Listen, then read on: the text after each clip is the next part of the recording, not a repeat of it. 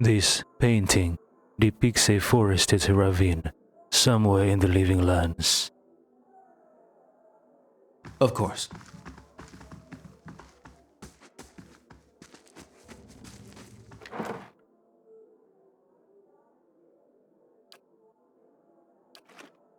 Light, flame, and sound.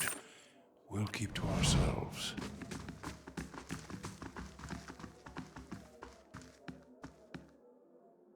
This painting portrays the expansive foothills below the mountains of White March. What's this? I'll have this open in no time. It's done. I'll have this open in no time. It's done.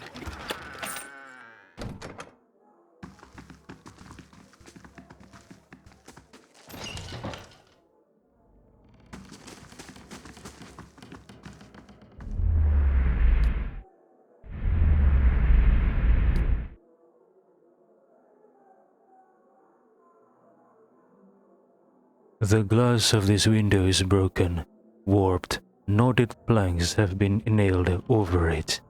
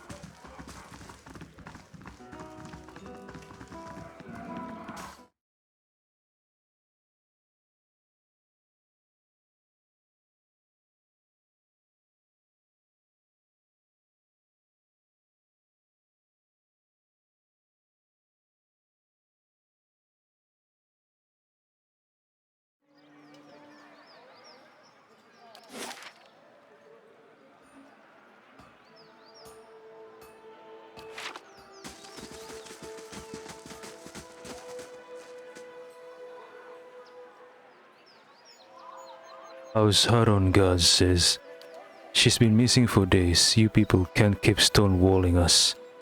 Villager says, "And you can't just barge into our homes, we told you she's not here."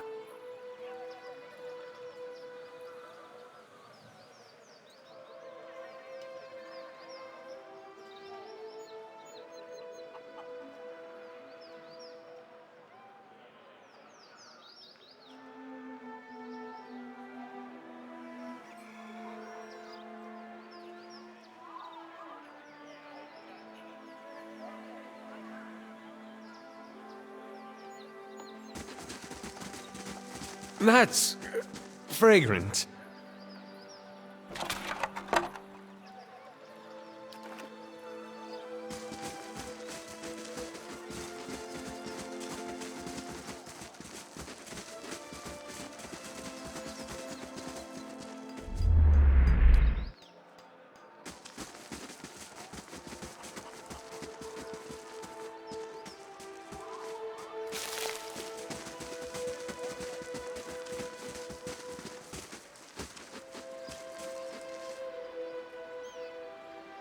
Haron God says, "Of all the places for that girl to get lost, why does she have to do it here?"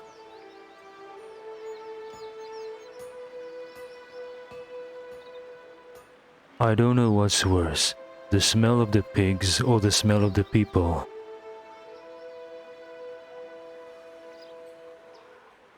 If these people have nothing to hide, why won't they let us search? Maybe because you are violating their privacy if you go into their homes.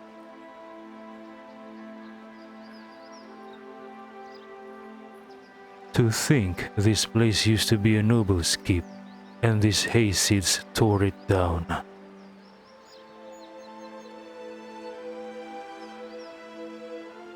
I don't suppose you've seen a young elven noblewoman around these parts.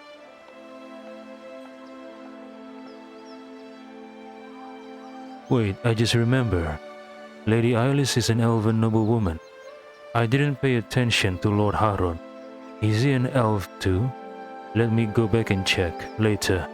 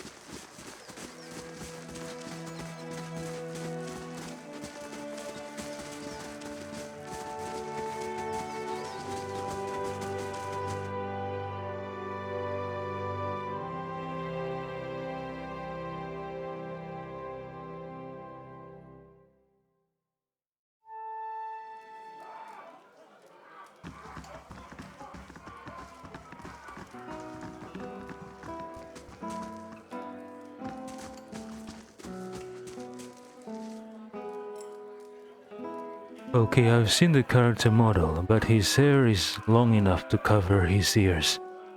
I can see if he has an elven pointy ears or not.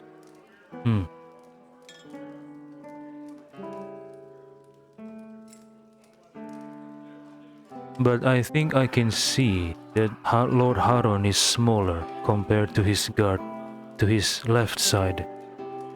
So yeah, I think Lord Haron is an elf. Let me move my characters away from Lord Haron.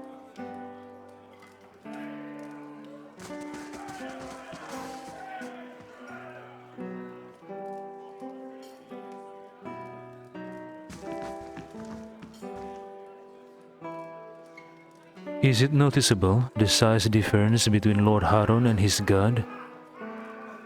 Or maybe try to compare Lord Haron to the bartender.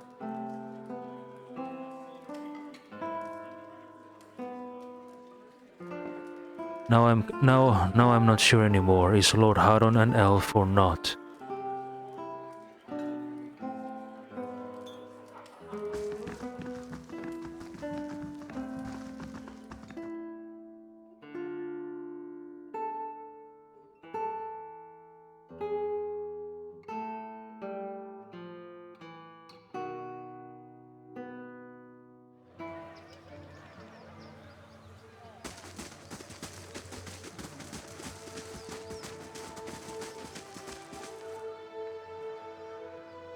Rigils, Kurieri.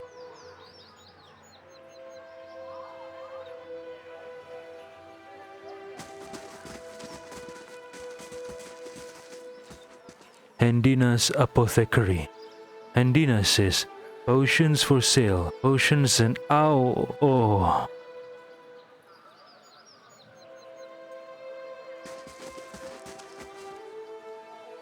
Hail and well met.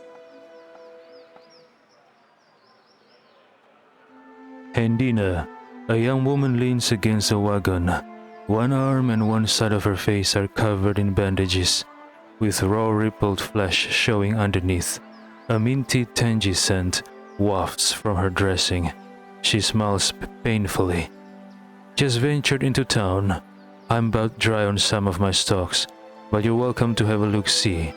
Adesmital asks, why are your stocks limited? Hendina says, it's the dang roads. Can't reach none of my supplies, so I'm stuck with whatever I can scrounge up in the wood. Deercap, river reed, and the like. That's well and good, but most potions require something stronger too. Troll skin, vessel bone, what have you.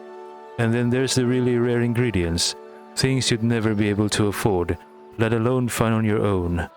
Adesmita says, what did you find? Hendina winces as the rest of the story comes tumbling out of her. I've been keeping an eye on a drake's nest east of town, at Deerford Crossing. The beast stayed just long enough to lay a clutch and moved on. Thank the Sky Mother it wasn't a full-grown dragon. Hendina looks at her bandaged arm and grimaces. Fresh eggs are much more useful than the ones that get passed between merchants or left in nests for weeks or more. And that clutch looked to be at its peak. Thought I'd see about getting an egg, but I didn't realize so many of them had already hatched, or that young worms were so territorial. Adesmittel says, I could get an egg for you. Hendina keeps her gaze steady, but you see hope kindling in her eyes and twitching at the corners of her mouth. I sure hope you're not leading me on. I don't think I could stand getting burned again. Hendina bites her lip. If you really mean to go after it, I'd certainly pay you. Just remember, big as they are, dragon eggs are fragile, and there's a lot more I can do with a whole one. Good day to you. Hendina adjusts one of her bandages. Anything else I can do for you? I've got some handy ointments if you are braving the roads anytime soon. Adesmittel says, tell me again about the dragon egg. Hendina says, it's in a nest, is perched in a cliff on the east end of Dirford Crossing. That's out in the wilds just east of here. I'm sure there are others elsewhere, but the ones at Dirford Crossing is just the age I need. If you head out that way, be careful. The place was crawling with worms when I went out there, and I can't imagine they've gone anywhere else. Adesmittel asks, how did you get burned? Hendina turns her face to the ground. By the flame, how bad does it look? Just say it. I know you'll tell me straight. Adesmittel says, it looks like it hurts. Hendina laughs ruefully. That's a mighty soft way of putting it. Hendina sighs. I told you about my run-in with the worms. I reckon you put the rest together already. Adesmittel asks, what's wrong with the roads? A noise of disgust rattles from Hendina's throat. Brigands, looters, you name it. The gods may be hollowing out our babies, but it's grown folk that's rubbing out the rest of us. People are scrambling to Defiance Bay because they hear there's a healthy birth there.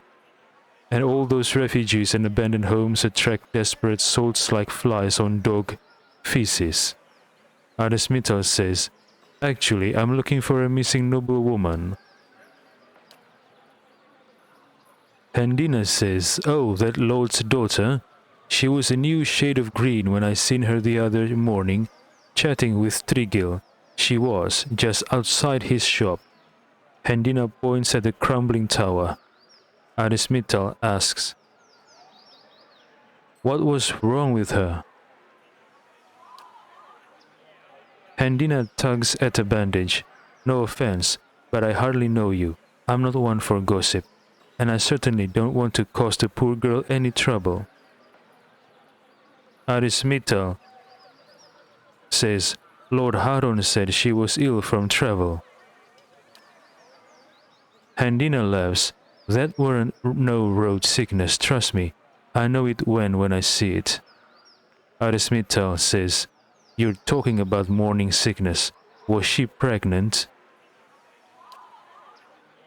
Hendina sighs. Aye, and worked into a state about it she was. That girl was so sick she didn't even notice Trigil's stink. I offered her some herbs to take care of the problem. Thought it might save her some trouble with her old man, but she wouldn't have it. When Hendina said she offered Ailis some herbs, was Hendina referring to abortion herbs? Adesmittel says, thanks for the information. How do you do? Adesmittel says, show me your wares. Hendina steps aside. Sure thing. The shelves of her cart contain jars, vials, and bundled paper packets.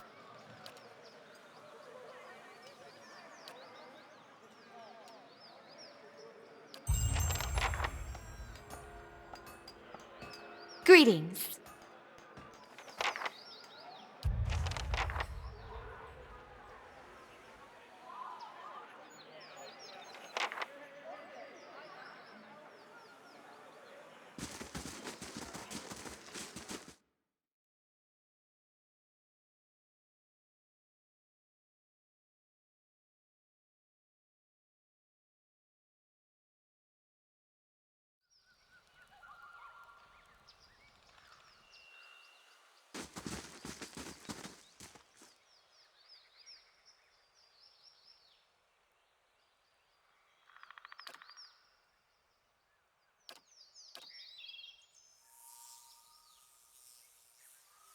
Sabhan says, I can't find it anywhere. I never.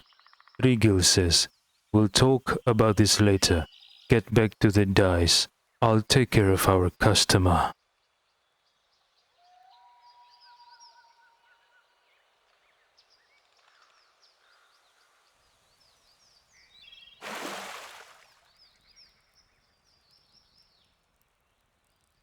Courier's key. The key is stained by the dye in which you found it.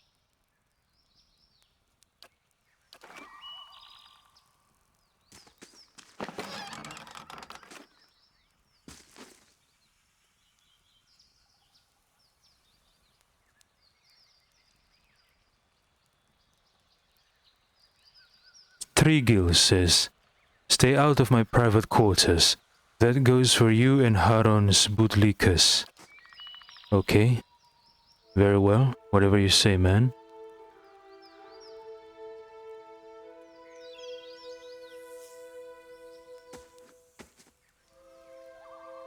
Saban says, I'm not one for chit-chat, Orlan.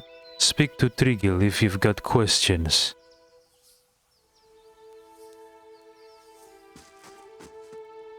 Like I said, Trigil handles customers around here. I just handle dice. Are you deaf? Go bother Trigil.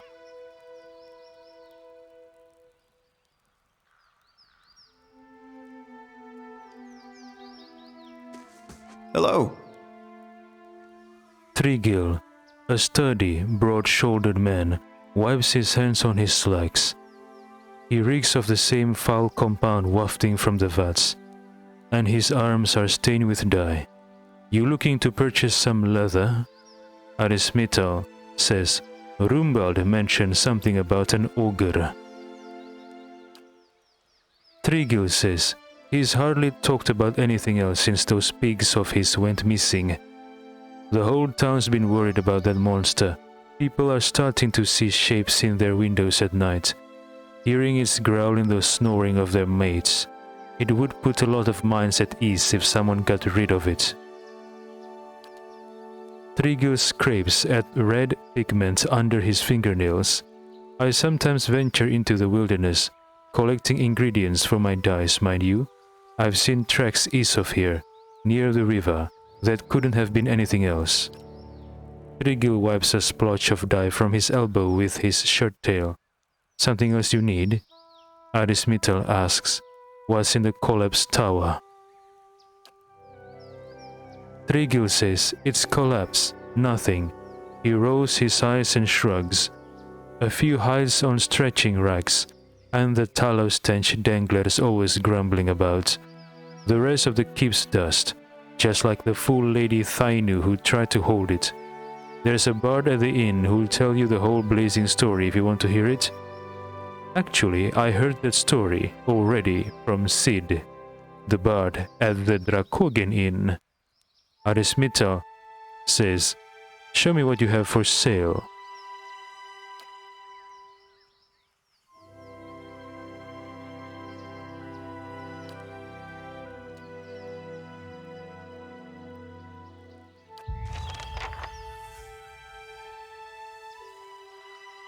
Trigil wipes a splotch of dye from his elbow with his shirt tail. Something else you need? Arismital asks, what can you tell me about Aelis Haron?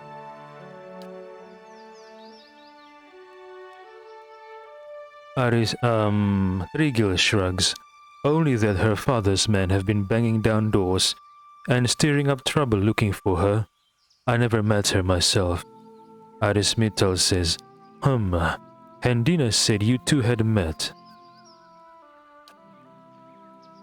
What? I just...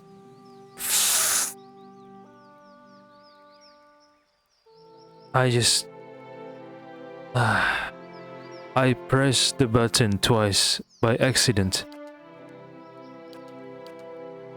Okay, I'm not going to read any of this. I'm not going to look at the screen. I'm just going to keep pressing whatever, and then I'm going to quick load. I don't. Okay, yeah. Okay.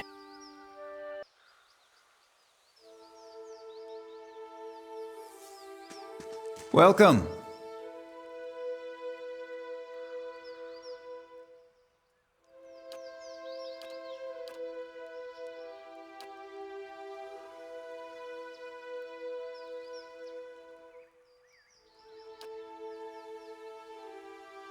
Arismital says, Hendina said you two had met. Trigil folds his arms, the smell of tallow and animal dung wafting off him. Did she? Now? Did she now? And what else did she say?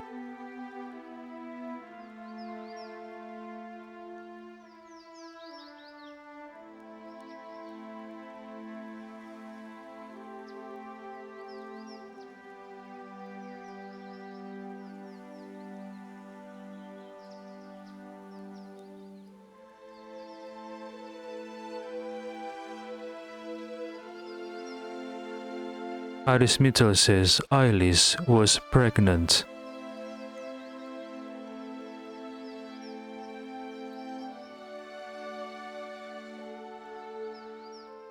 Or should I choose option number 2?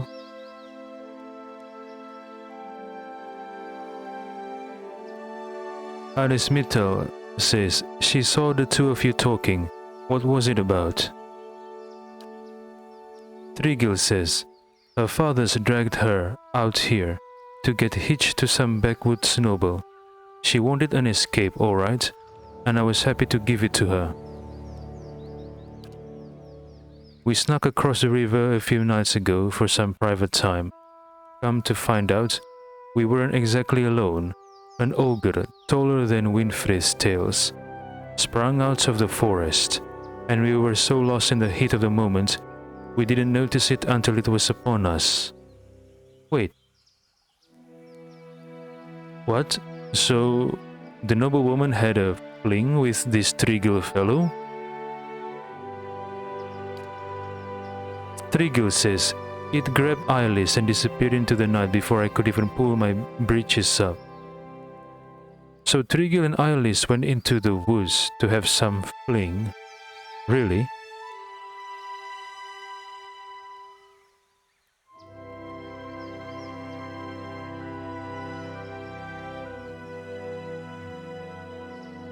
Arismital asks, why didn't you mention this to her father?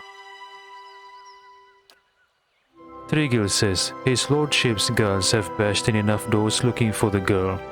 I'm not eager to have them do the same to my head. Trigil measures you with his gaze. She could still be alive. I'm in no shape to go after her, but that Harun looks like he'd have coppers to spare for anyone who found her. Trigil scratches his cheek with fingers, stained red and yellow. Others round here have seen the ogre east of town.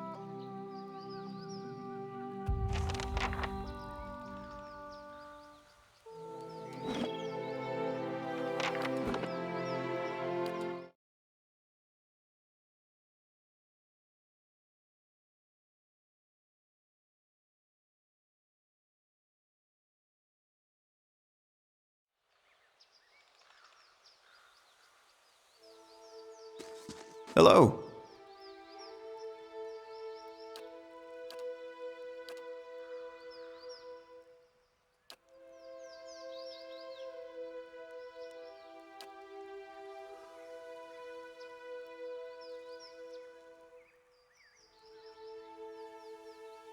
Arismital says, and Dina said you two had met.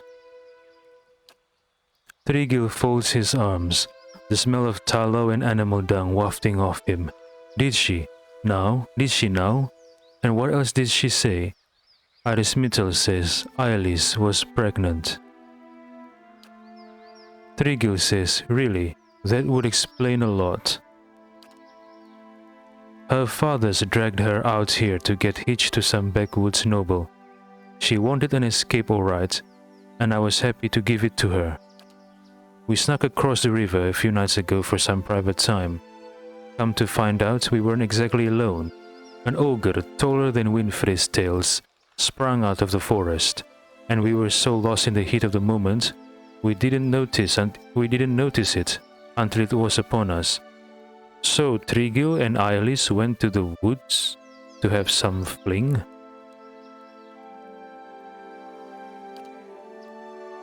Trigil says it grabbed Ailis and disappeared into the night before I could even pull my breeches up. Ah.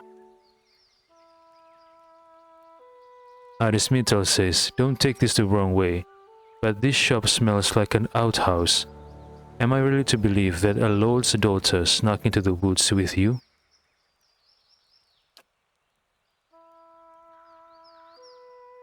Trigil's hand drops to his axe.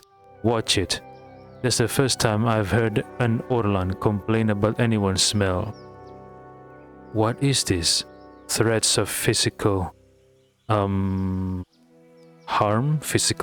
to an Orlan?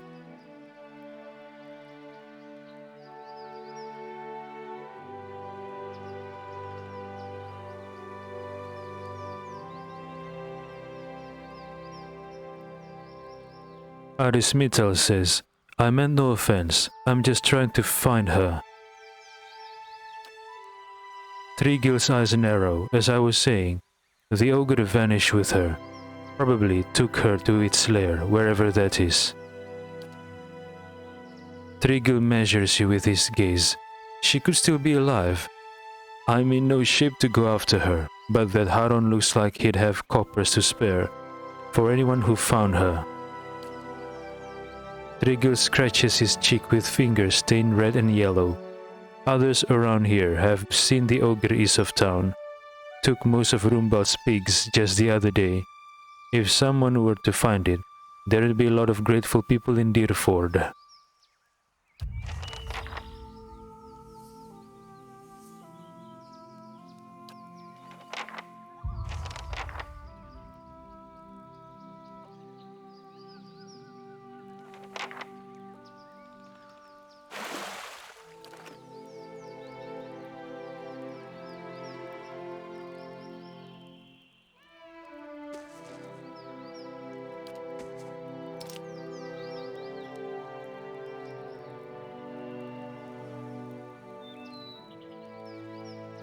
Alright, will Trigil become hostile? I don't want to do things that makes characters hostile to me if I don't have to make them hostile. I'm just curious.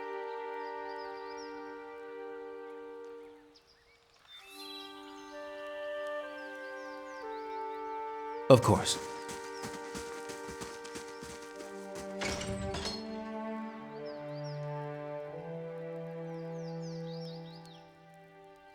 Trigil says, what are you? Effigy sighs. Sabhan, stop him. Trigil raises his axe, rage in his eyes. What? Why?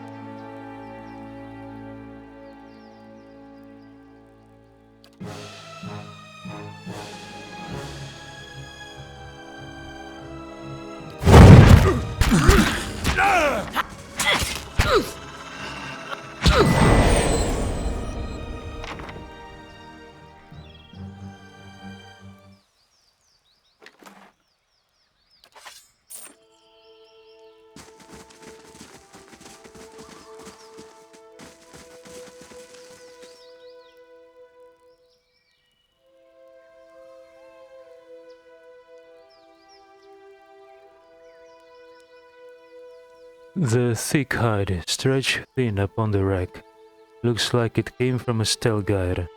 The curing and waterproofing agents slathered over it give off a heavy odor.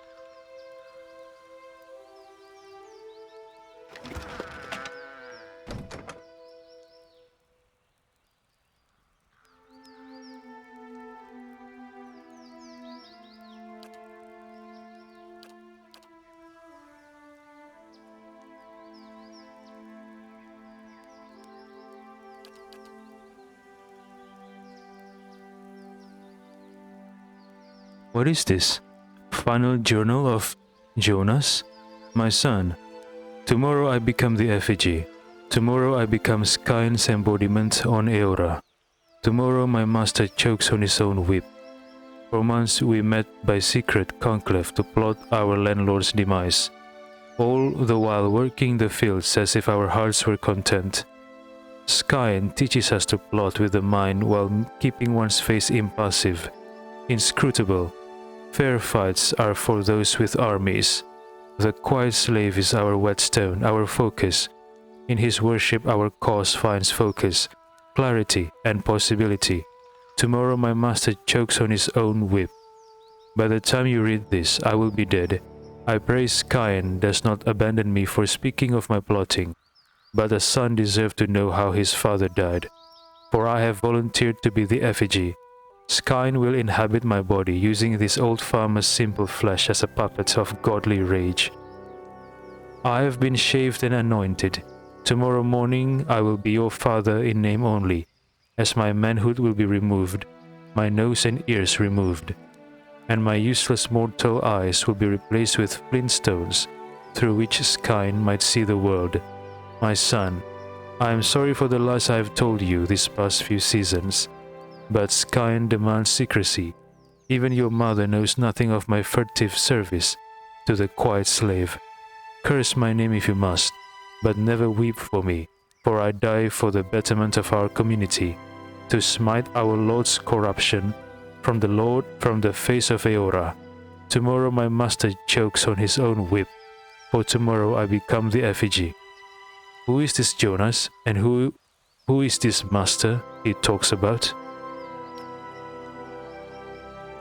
Is this a general book, or is it quest related?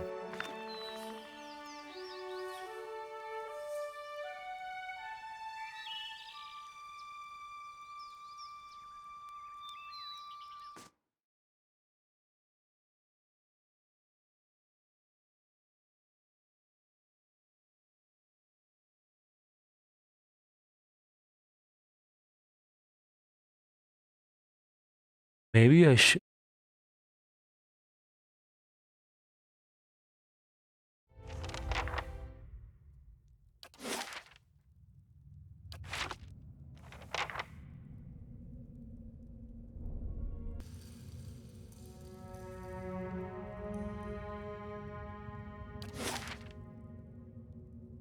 Dear for the ruins. What is Trigil hiding down here?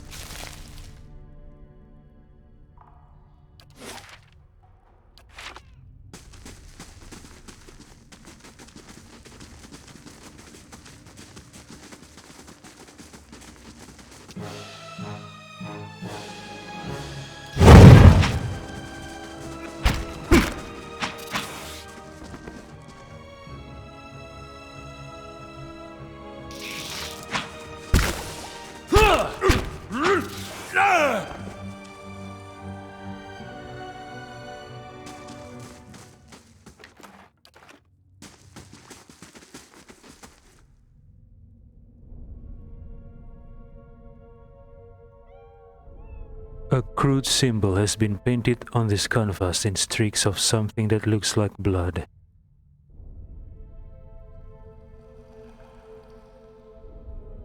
This stained and rumpled bedroll appears to have been used recently.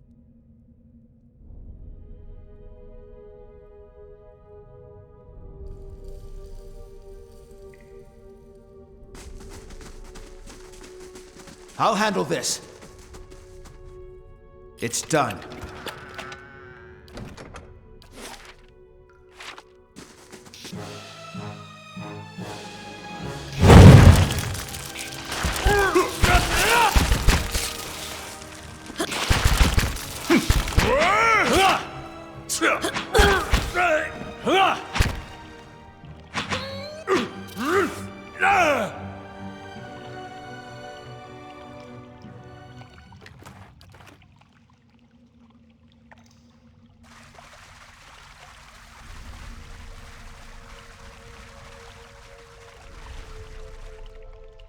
Nice and quiet.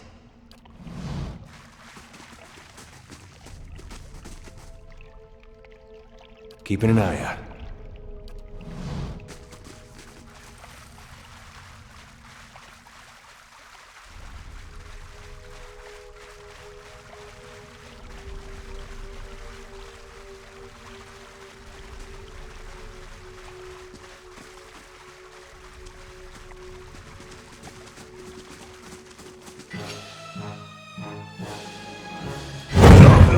Beyond ceasing.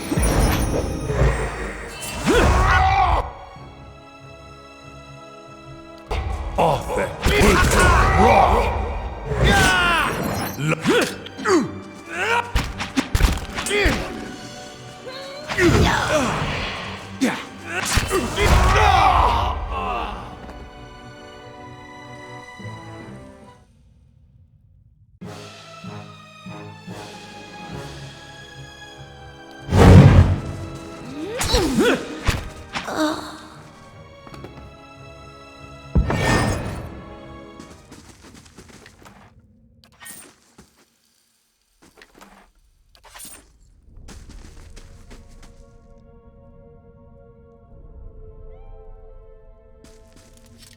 Carrying too much weight.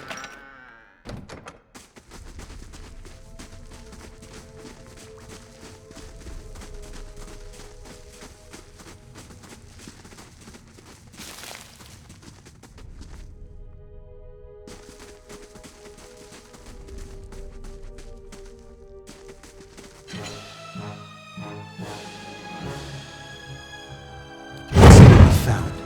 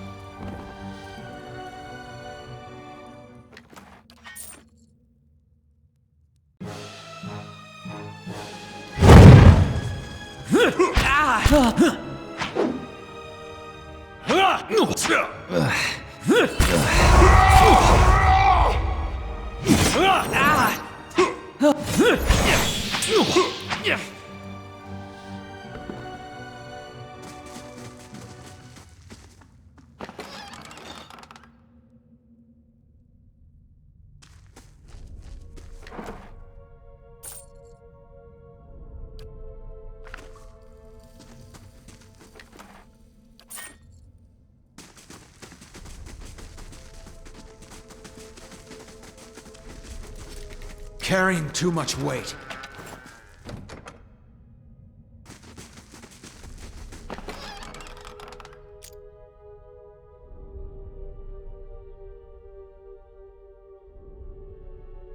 The Journal of Jonas talk about Skyn. Skynite scripture. Burn, feel thy hatred twist within thee. Feed thyself on its bile. Sustain thyself on its anger. This hatred, this bile, this anger, these shall be the tools for thy rebellion. Let thine heart seethe. There is no satisfaction in open confrontation. Hide thine hatred. Let it grow that it may fester. Make thy plots in secret. The quiet slave stays in the shadows. His face seeks not the light. In darkness doth he work. In darkness doth he move. Rebel against those that seek to control thee. Rebel against those that wish to remove thee.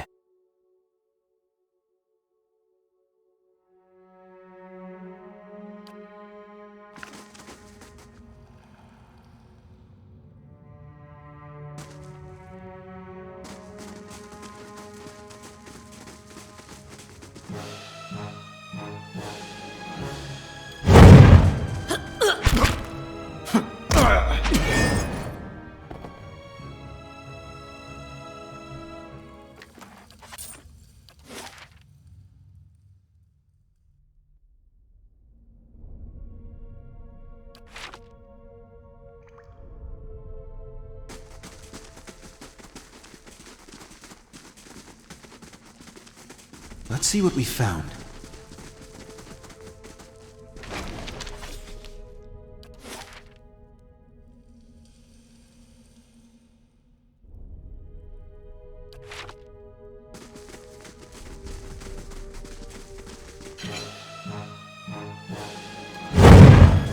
Love beyond ceasing.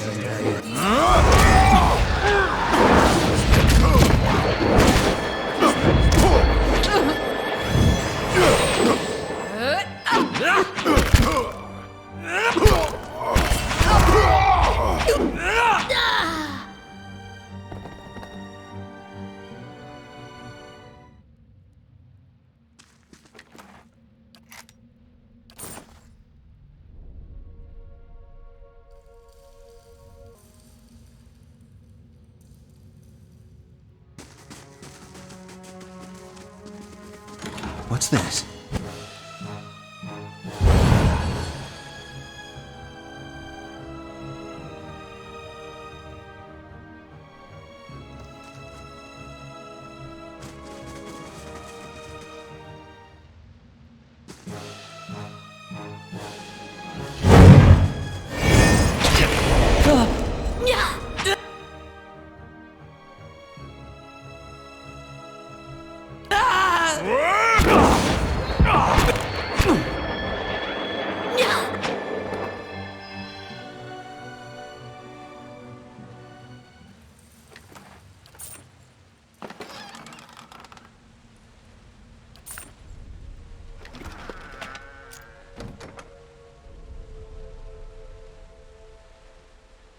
List of names. This creased sheet of paper contains a list of names. Some have been crossed off. Edith, lives window open at night. Small house on the edge of Kindlevale. Huh? Higerto, visiting from Old Vilia. Doesn't speak Idiran, keeps to himself. Won't be missed. Tear-faced, lives in a small encampment on road to log home. Takes solitary walks each morning at sunrise. Should be most vulnerable then. Belmis. His parents leave him alone after temple services. Each Godandag. Senlis visits a mistress in Bile Ridge. Every third Folshdag. Get him on the road. Check Gilded Veil and Ondra's gift. May find more interested parties there. Huh. Is this a list of people to kidnap? Or kill?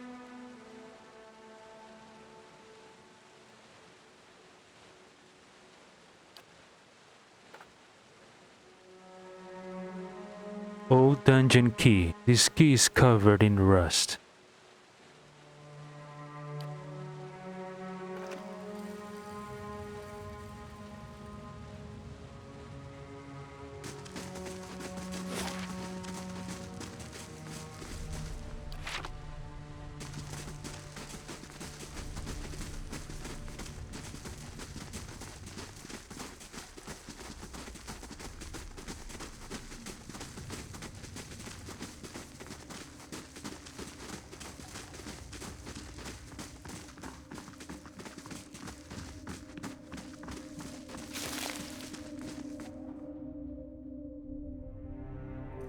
Skulls have been lashed to this wooden effigy.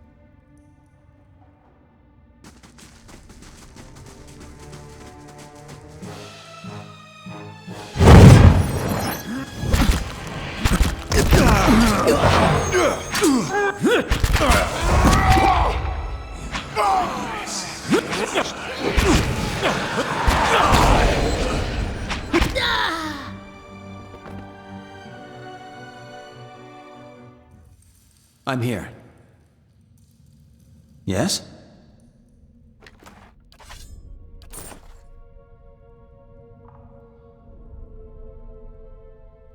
I'll have this open in no time. It's done.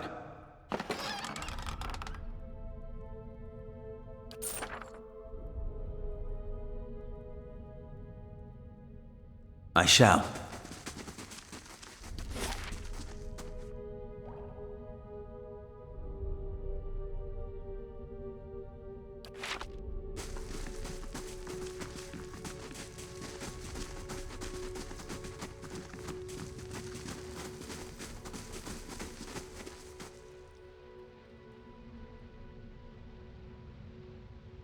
The path ends in a precipice.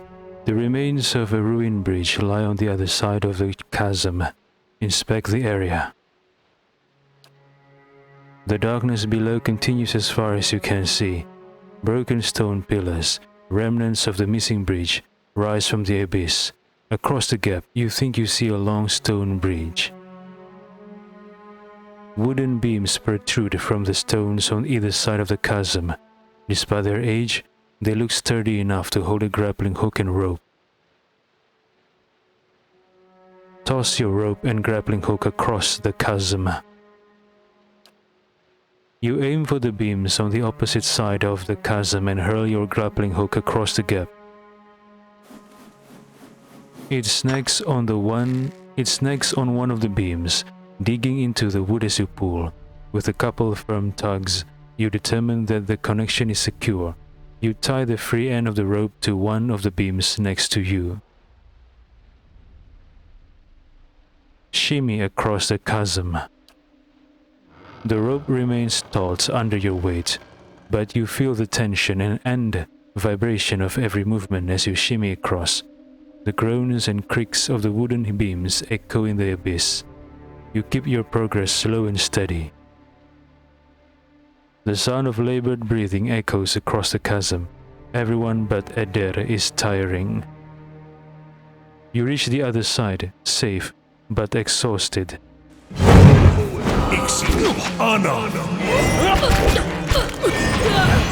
We've missed quite the bloody celebration, it seems.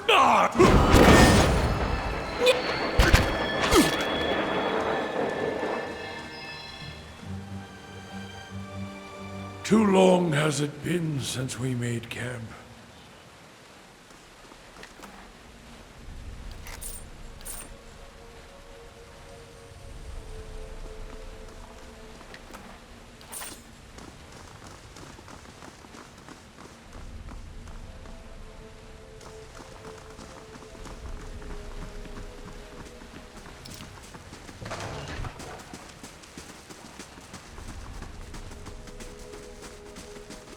Let's see what we found. Carrying too much weight.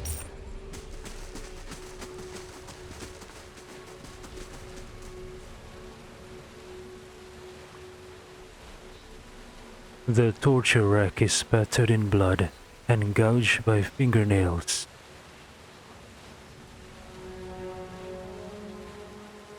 There's a corpse on that torture rack, and flies flying around it.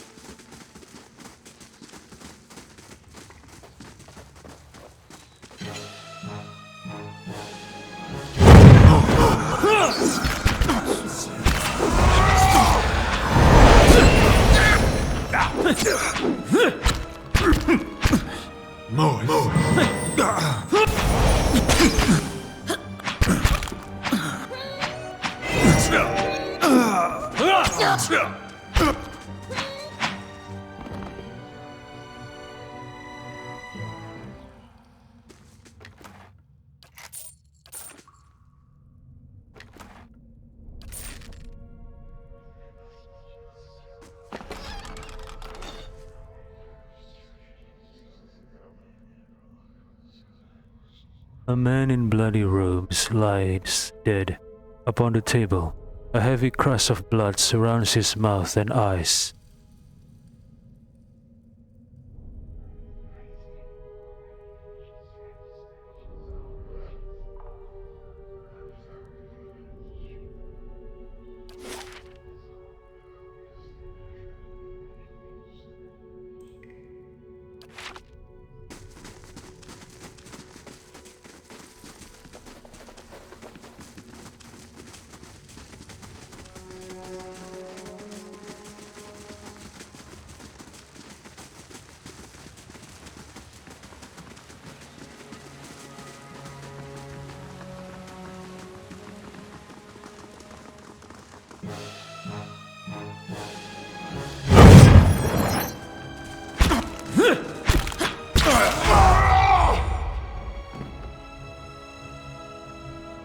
I'd say it's time to get a campfire going and let sleep follow.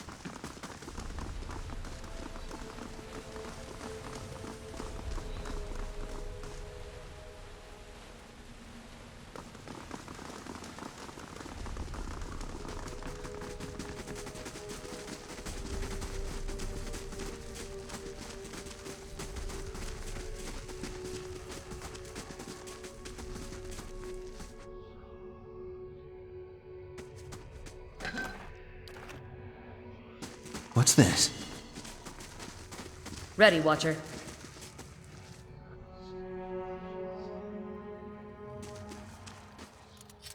Carrying too much weight.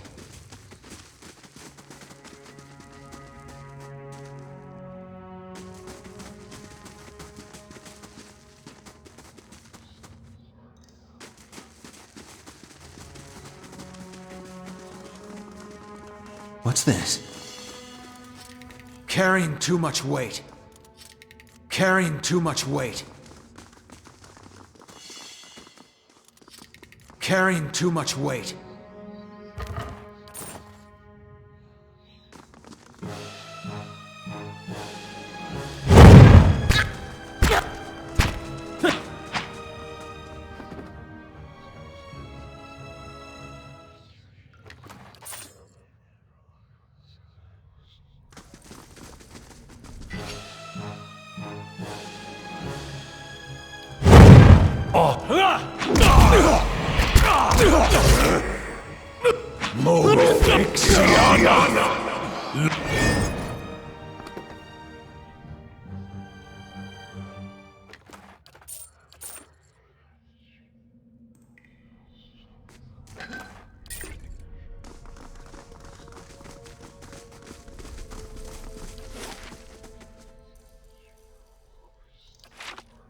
I'll handle this. It's done.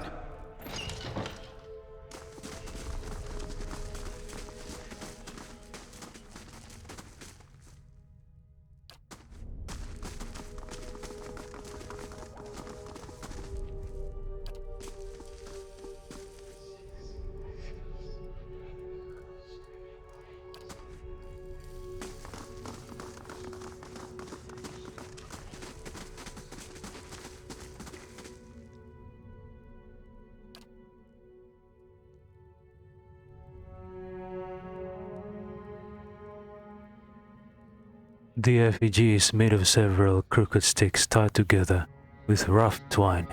It casts an ominous, flickering shadow on the wall.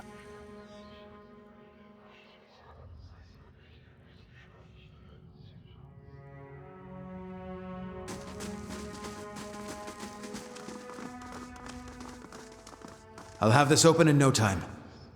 It's done.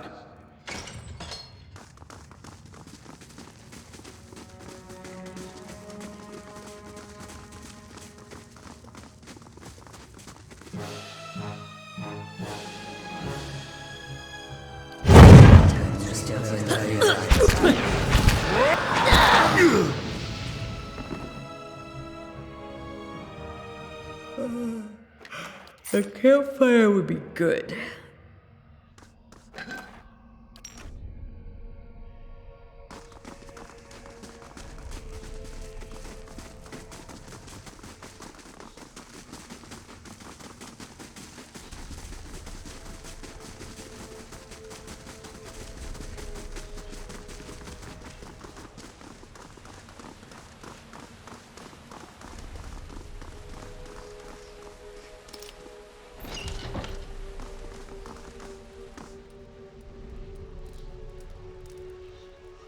Blood pool.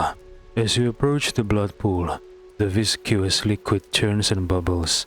You feel essence rising to the surface, reaching out to you, whispering. Adair says, someone should clean that up. Aloth says, some strange power seems to be animating the blood. I'm going to hazard a guess and say that, whatever it isn't benevolent. Kana says, grotesque masks and pools of blood. They aren't half-hearted in their madness, are they? Kana wrinkles his nose. Duran says, a bubbling cauldron of Skyen's hateful seed. He may be sniveling and cowardly in his ways, but he has never lacked for focus.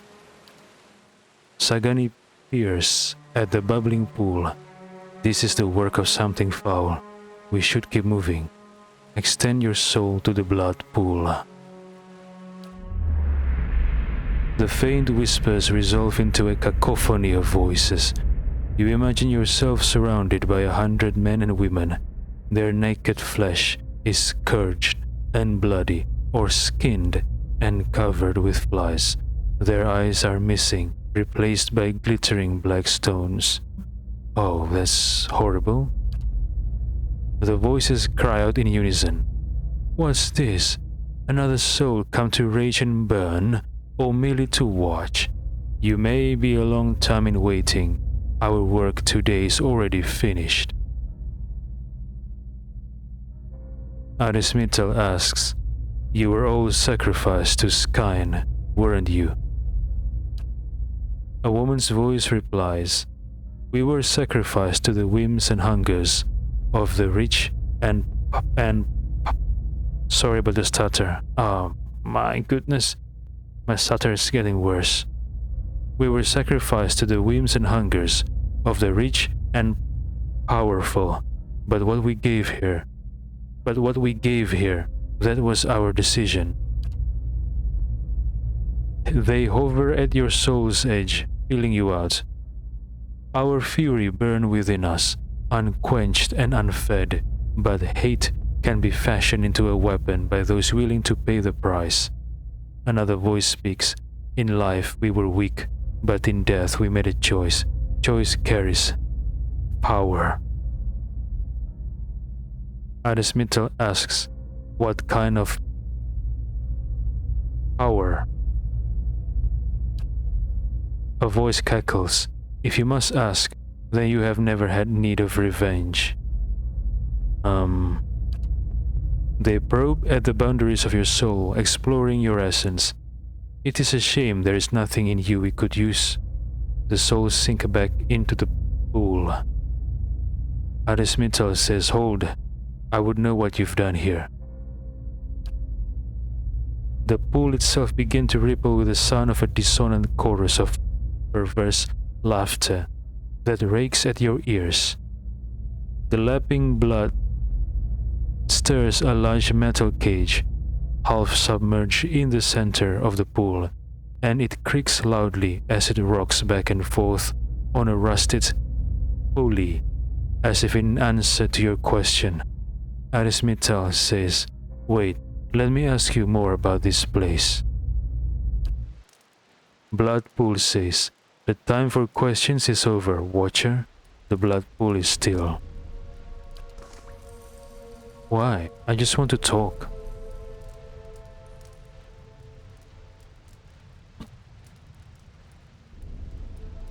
Okay, sorry about that.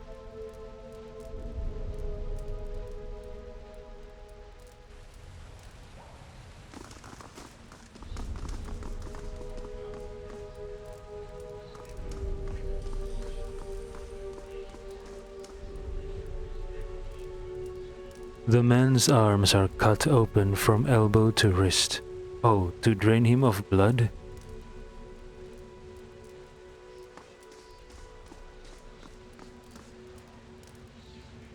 Blood congeals under this corpse's slashed throat.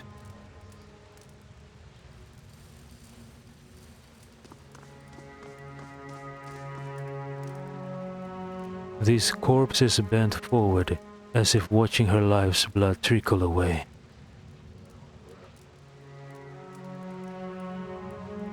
Okay, who are oppressing these people? The local lord? Who is he or who is she?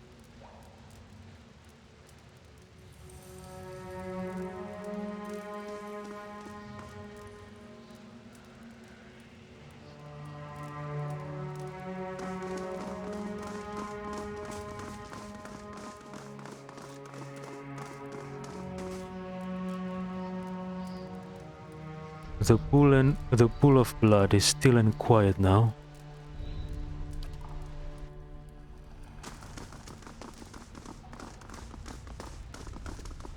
What's this?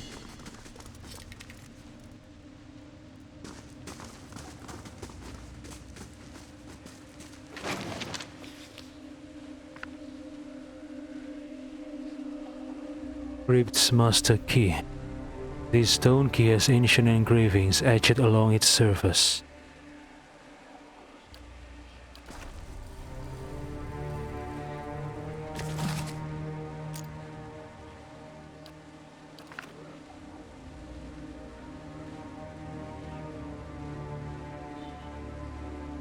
This cabinet is finely crafted from a deep rich wood.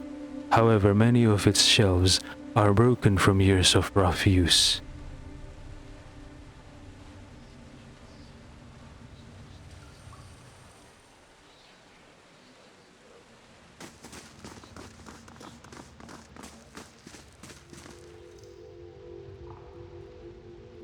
Small, weaker statues with black stone eyes are placed between the flickering candles.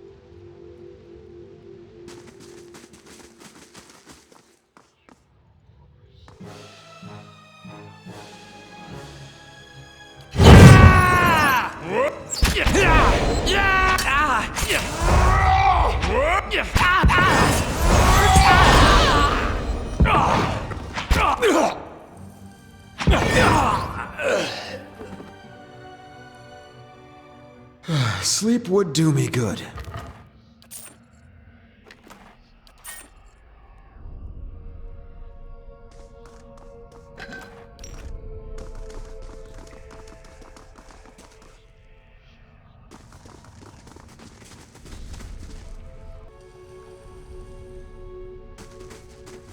What's this?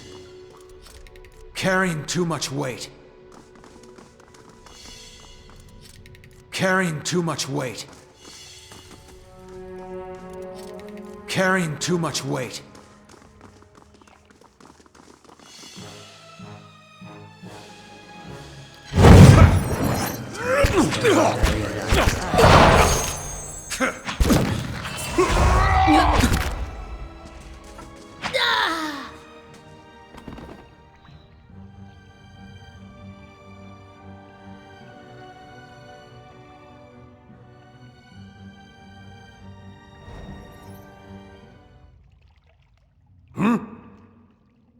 I'm here.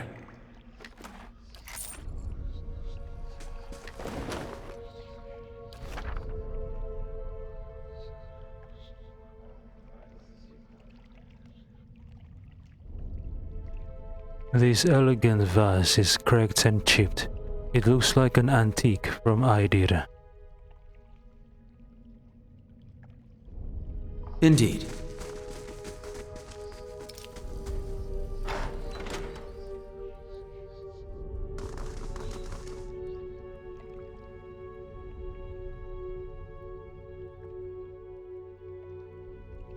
Wimund, a large bull-necked man in a hood, helps a young elven woman down from a glass chamber, connected to a dizzying array of cables and machinery. Her skin and clothing glisten with fresh blood. You may feel a little lightheaded for the next hour or two, but that will pass. Have a meal and get some sleep when you return to town. The transfusion.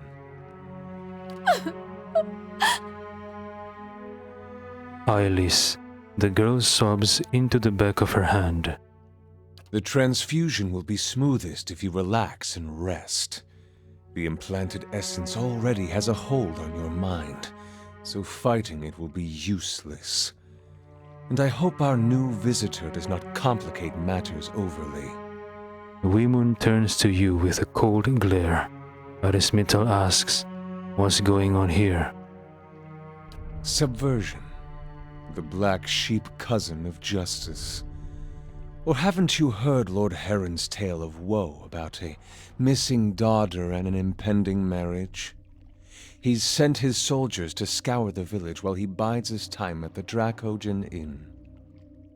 I don't expect you to understand what I'm doing. You carry your privilege on your straight shoulders and in your soft hands. Neither the rituals of Scan nor the labors of animancy meet with much approval in polite society.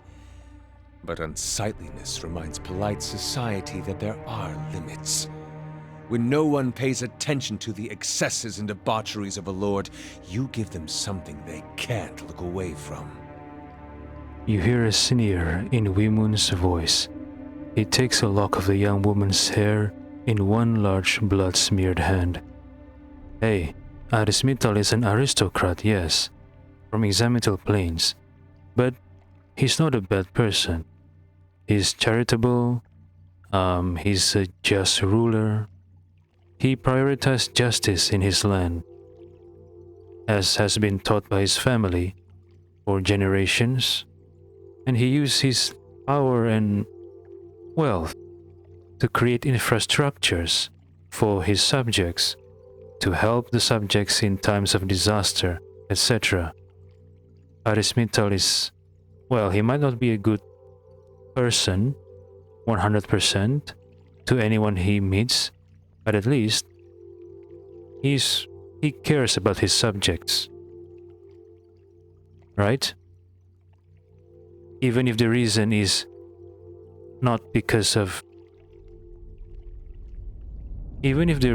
not one of benevolence, even if the reason is utilitarian to make his subjects happy and productive, but still, he's not mistreating his subjects. Weemund.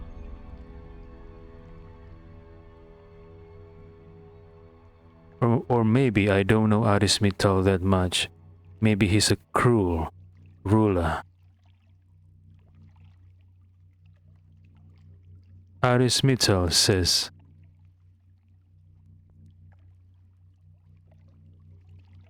Arismital asks, "What are you talking about?"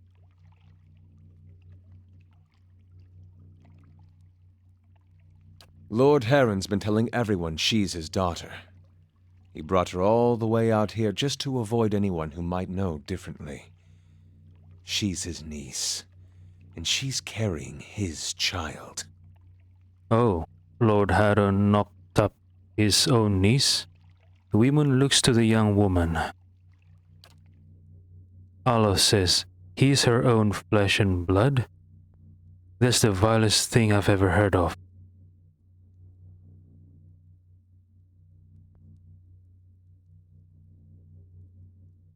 Arismital asks, "Should I choose option number 1 or number 4?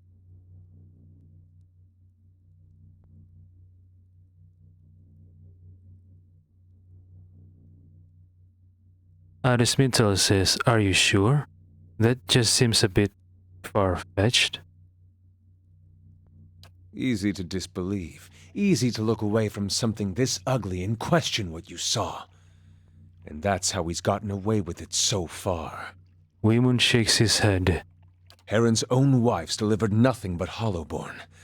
Now he's got no heir, and his sister's child, Elise, is reaching the age to marry. Without progeny of his own, Heron's legacy would pass to her issue. So, he found a way to continue his own noble line by putting his child in this girl, his own niece.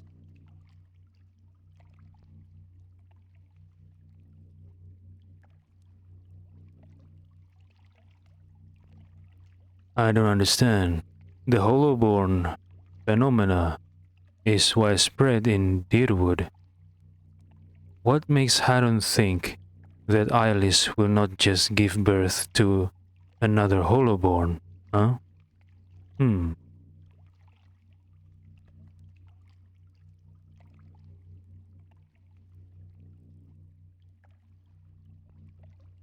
I mean, if women are giving birth to Holoborn, what makes Haron thinks that his niece Ailis will not experience the same? This doesn't make sense, at least to me.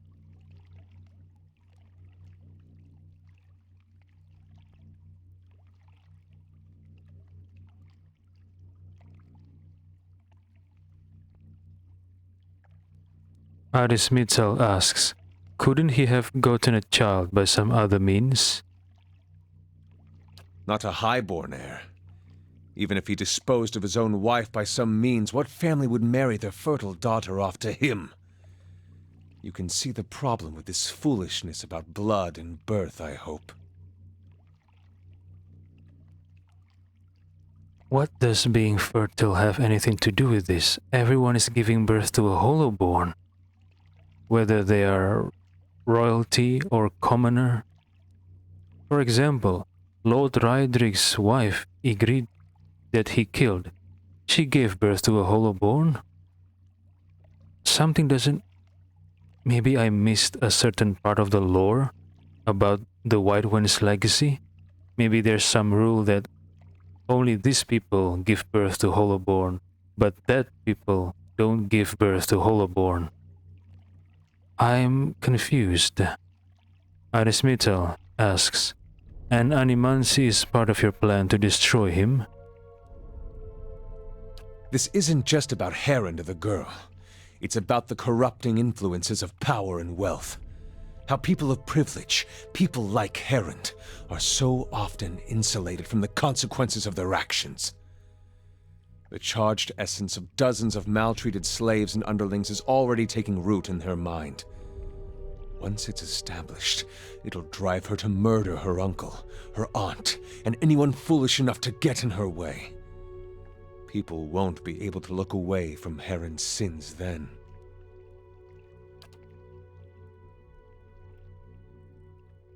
Eder says, seems like a lot of trouble to go to when a simple lynch mob will do. They don't get a lot of things right, but this kind of thing they know what to do with. Yeah, Eder is right. Why not just... You have this many soldiers or warriors with you. Surely you can rally more and just lynch mob Haron if you want to.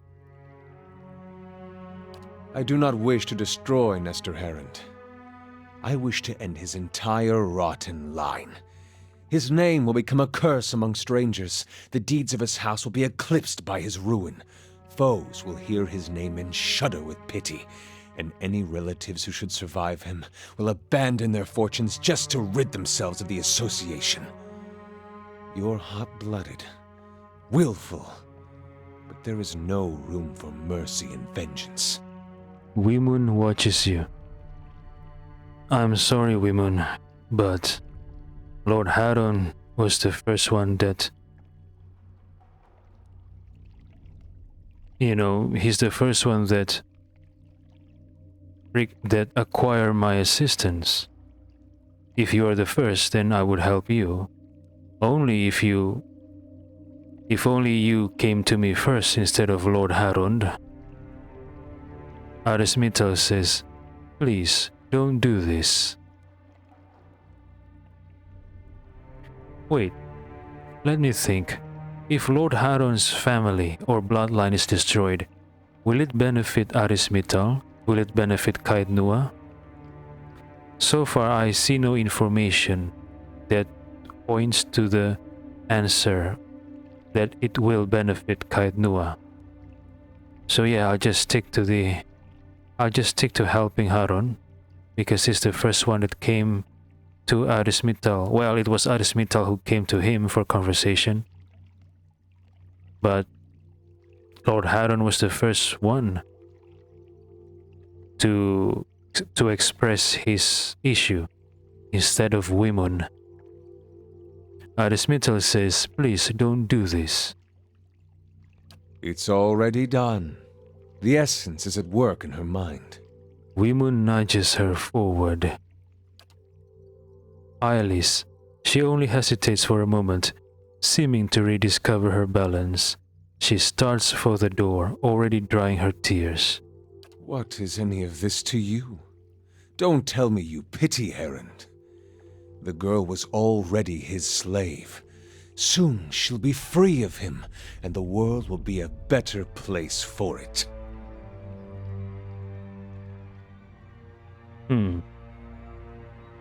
Well, Lord Harun asked me to get her daughter, to find her daughter, right? So breaking her neck, well, I found her daughter, then what?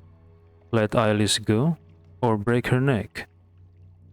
Letting Ailis go would fulfill the contract, because then Harun would be reunited with Ailis. But breaking her neck, killing her, meaning that Harun will not be reunited with Ailis, which technically means that the mission is a failure, because Aris Mittal failed to reunite Harun with Ailis.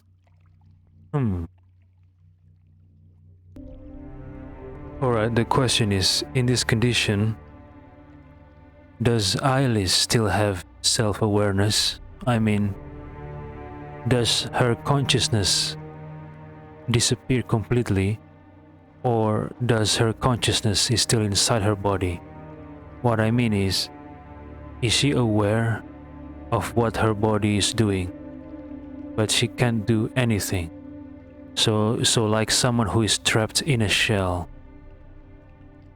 If it's the latter, if Ailis is aware of herself while being trapped in the body, then maybe I should kill her. But if she's not aware, then yeah, maybe I would let her go.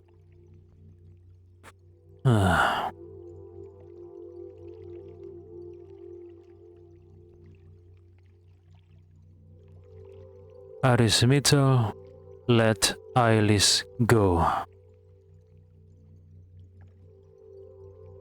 Go. The plot will come to fruition on its own now. Return to Lord Harun at the Dracogen Inn. Okay.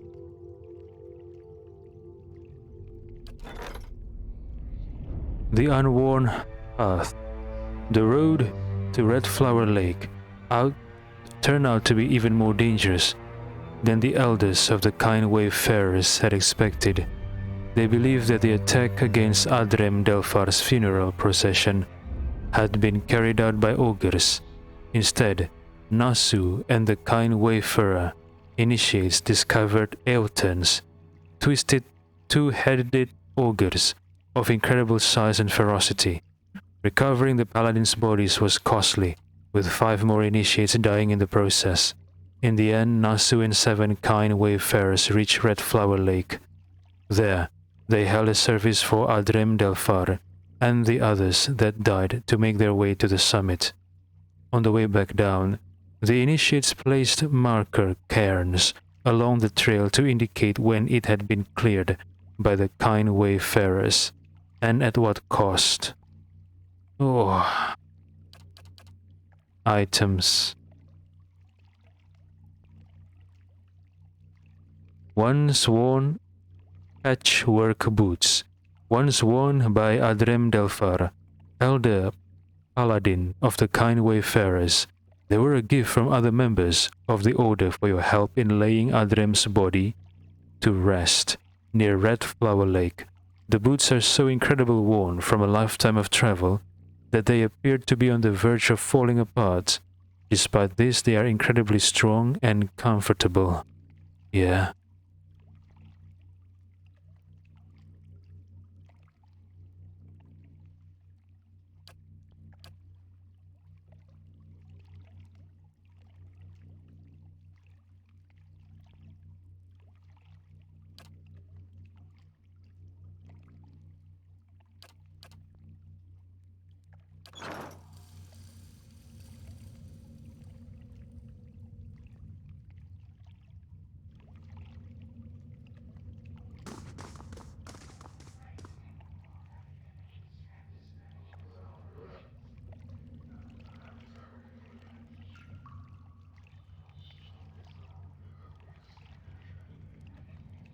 kind temple sentry says those city lords will be looking over their shoulders after this. Women's a man of rare vision. To think that men like Haron get away with their crimes. Okay, I'm curious, what are Haron's crimes besides impregnating his niece? So I take it that it is against the law in Deerwood to impregnate one's niece.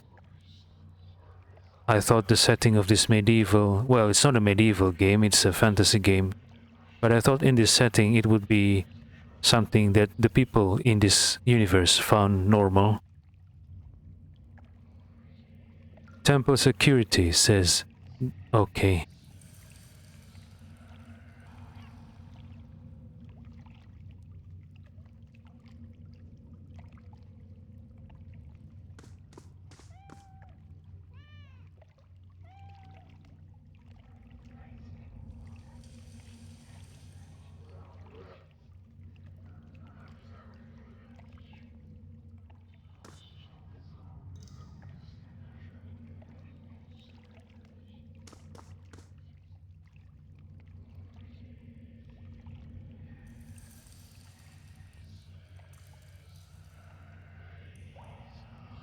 Cables snaking along the floor and across the ceiling connect to a glowing glass chamber.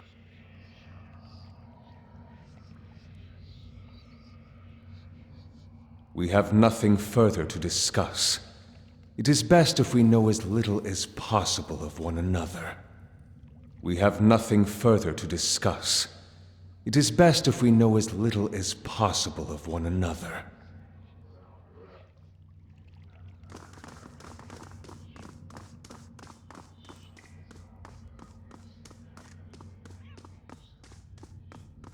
Liquid bubbles inside the tank, releasing a pungent scent. Modes of essence swirl in the mixture.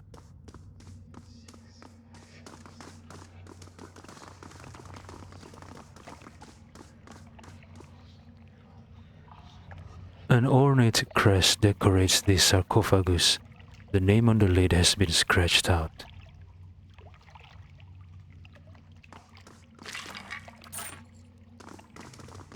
I'll handle this. It's done.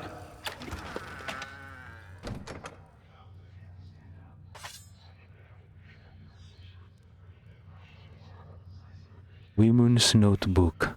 The looping scribbles are difficult to read, but as you flip through the pages, you can make out several passages.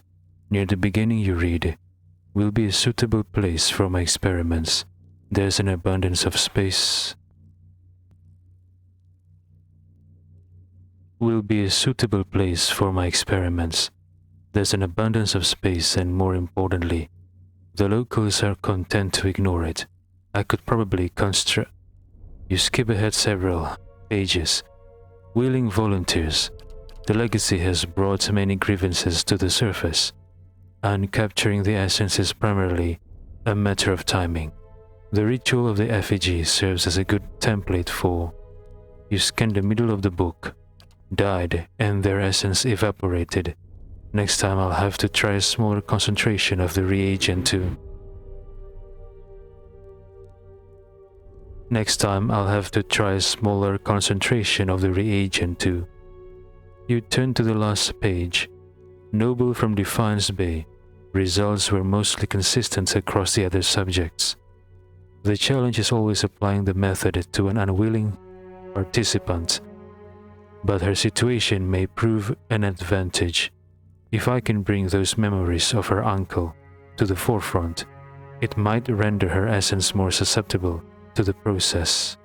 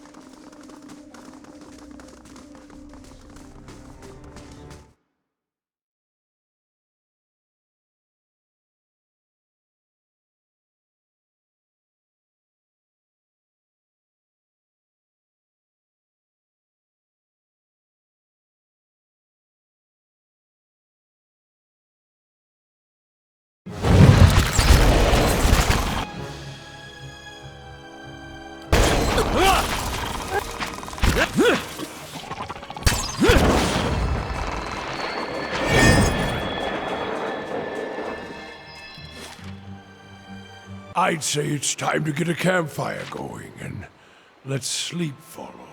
Deerford Crossing.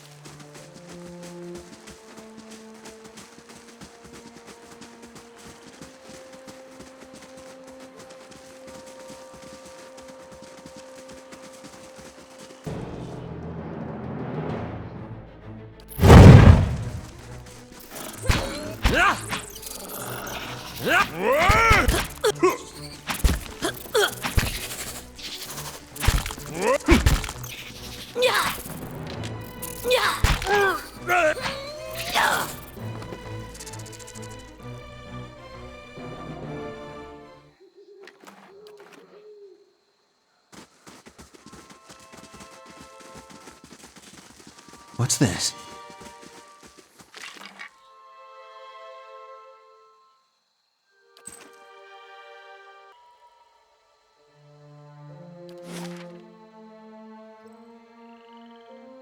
Grizzly Cave.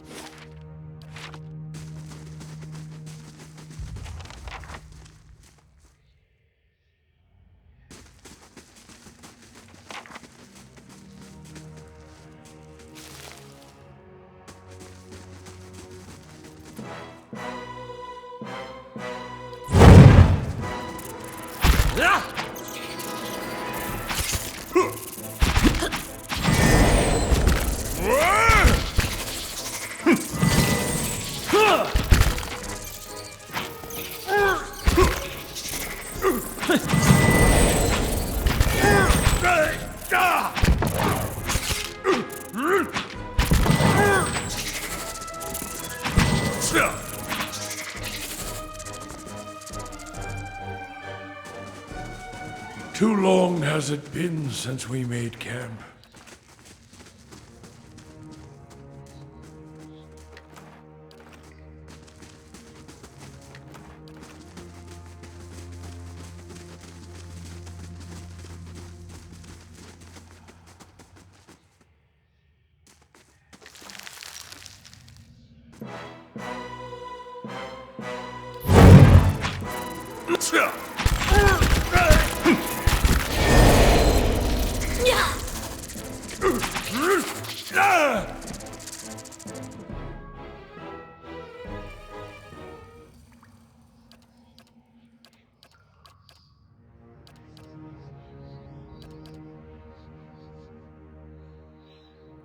Hey.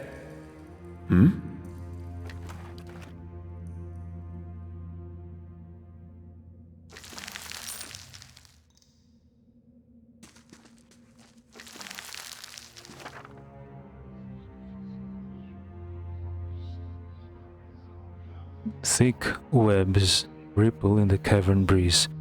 Mummified remains are tangled within them. Of course.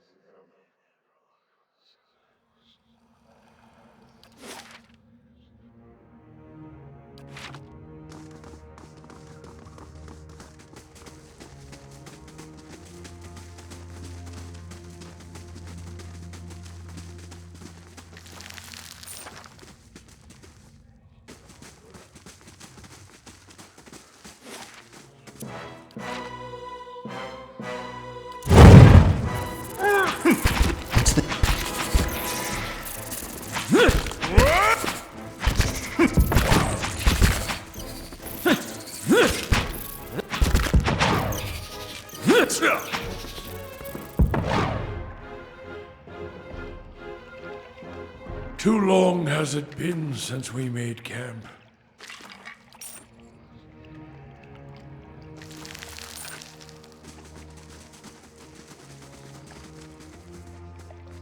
The better part of valor.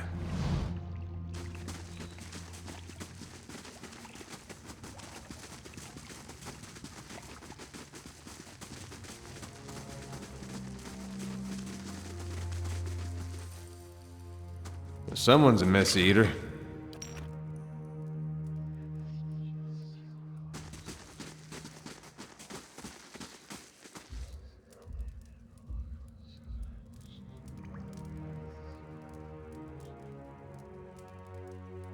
Or Grok. As you advance into the darkness, the ground begins to tremble. You hear plodding footfalls, growling breaths, and bone-snapping crunches. An ogre steps out of the shadows, 10 feet tall and bulging with muscle. He tears a mouthful from a hoofed, pink-fleshed limb and tosses it aside. He watches you from under the thick ridge of his brows. Too well equipped to be a villager, a bandit from the road then must be. The ogre snorts and tightens his grip around a club. I've kept to myself, killed no one but the fools reckless enough to chase me down here. Why have you come looking for me?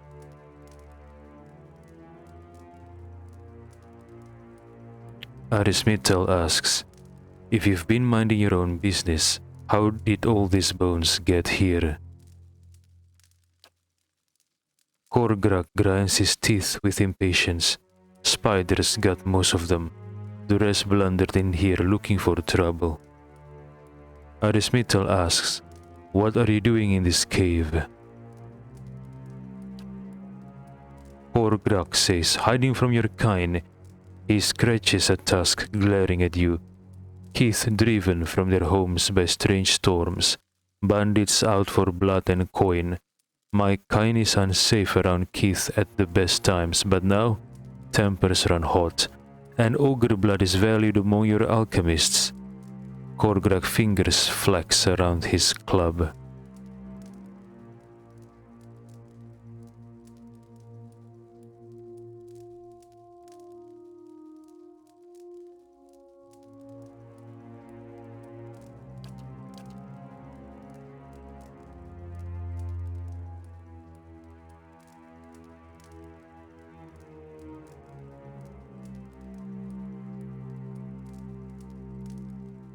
Arismital says, the only reason you'd hole up in a spider-infested caves is if you really feared something out there. Korgrak smashes his club into the ground. I told you, the kids on the road these days hunger for anything they can eat or sell. I wouldn't last a week wandering the open not by myself.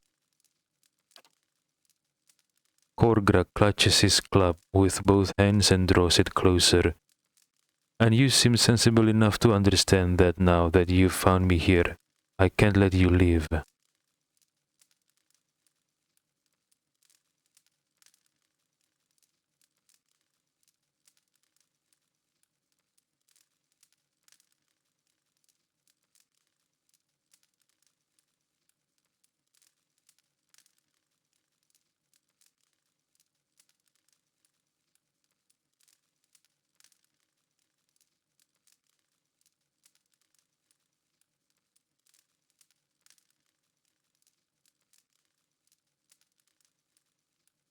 Arismital says, this place isn't safe. Even if you kill me, it's only a matter of time before someone else finds you. Korgrak grits his teeth and glares at you, his eyes narrow with rage. Korgrak takes several heaving breaths, seemingly ready to charge at any second. Finally he drops his club. That's what I was afraid of. He sighs, blasting you with his fetid breath. Time to move on, then.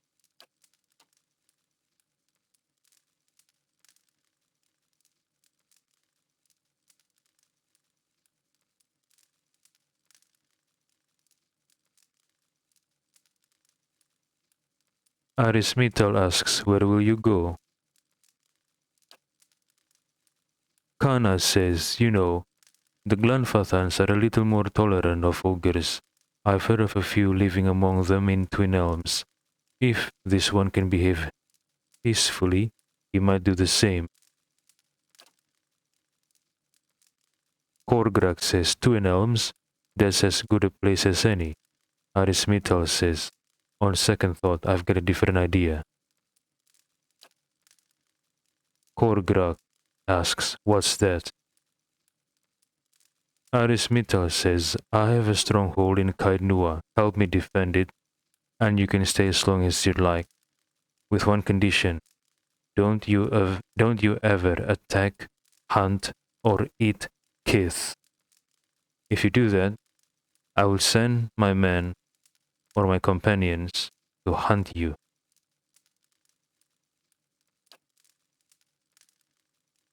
Korgrak says, sell my services for the shelter of a fortress. Sounds like another kind of trouble, but perhaps one I can handle. Korgrak began shuffling back into the shadows. If you need me, you know where to find me. I'll leave Deerford alone for now.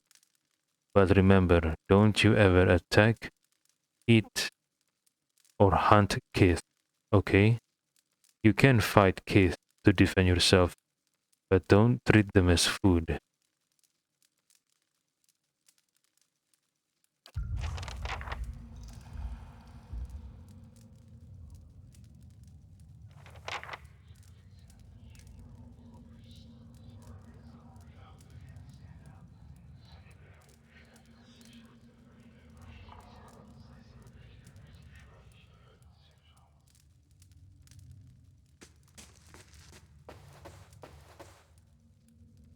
Korgrak says, we may have an understanding, but I promise nothing for anyone else who wanders in here.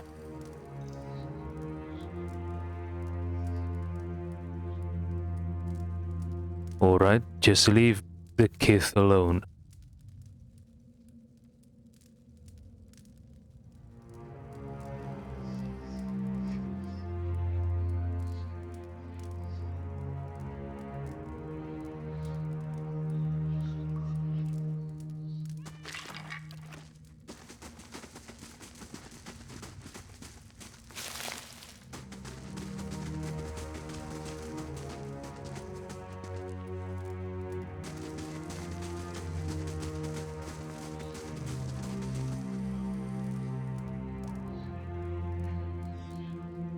Skulls and bones from an assortment of Kith and beasts litter the cavern.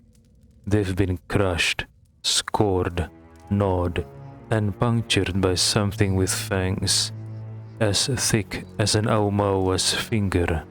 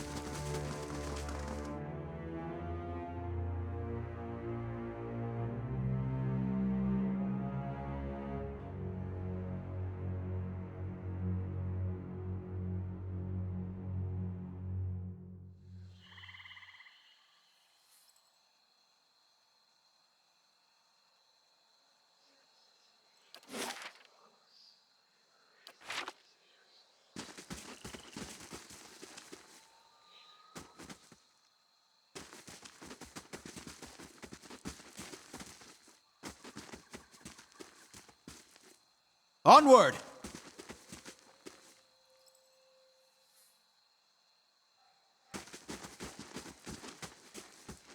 Hi? I'm here.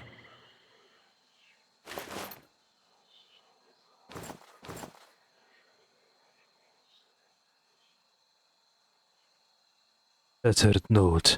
The node is blood-stained and torn, and the edges are smudged with some kind of pigment.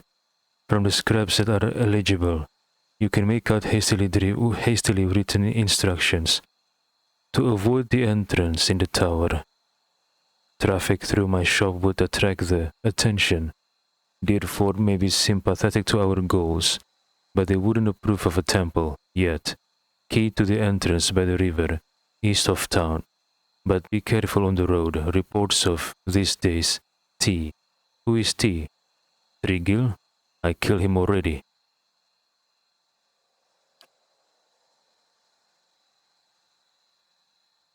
Skull key. This iron key has a long shank ending in an intricate bit. The bow is carved to resemble a skull, its mouth agape.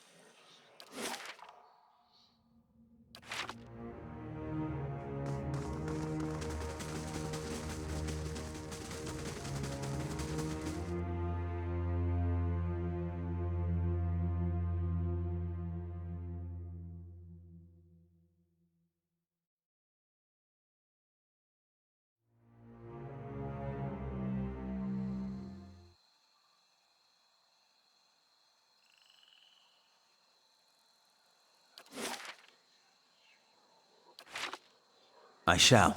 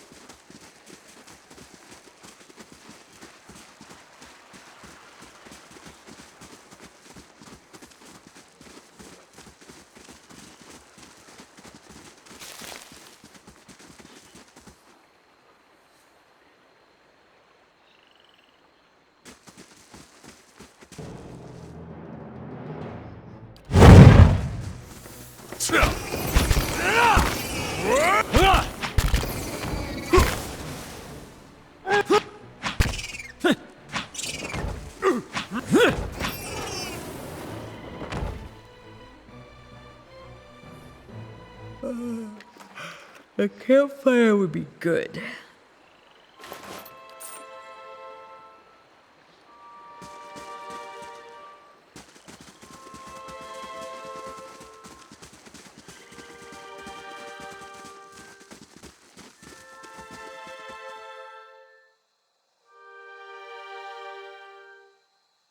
Sevis.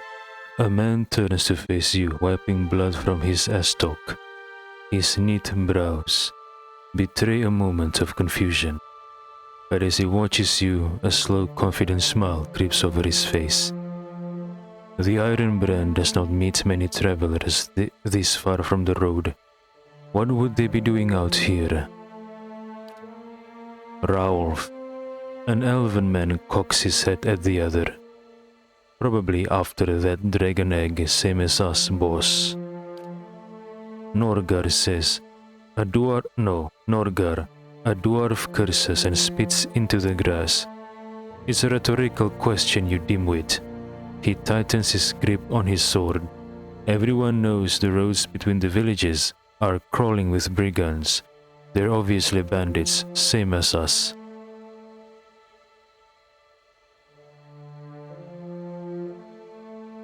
Arismitel asks, why would you want a dragon egg? Sevis laughs, to sell it, of course. If I wanted to eat it, I would have grabbed some pigs from that farm in Dirford too. Arismital asks, what do you know about dragon eggs? Sevis shrugs. They are round and large, and they come from dragons and drakes. What else is there to know?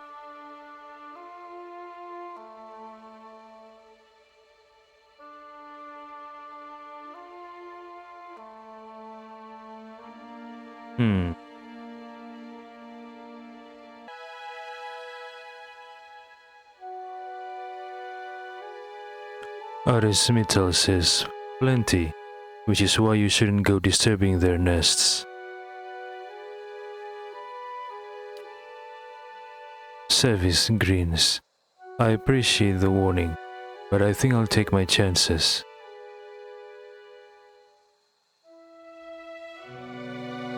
Arismital says, I'll just head back to the road. Sevis says, I would love to let you walk away, but Ralph has this thing against shooting people in the back. Ralph raises his pistol. You know, I've been practicing lots. I could hit them on either side now. Sevis says, Ralph, the joke is not funny if I have to explain it to you.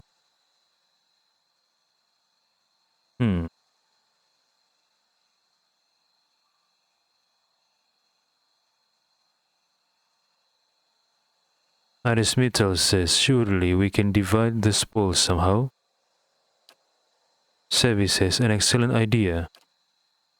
Elfia says, just leave your coppers and equipment in a pile at your feet. Sevi says, and we'll call that a fair split.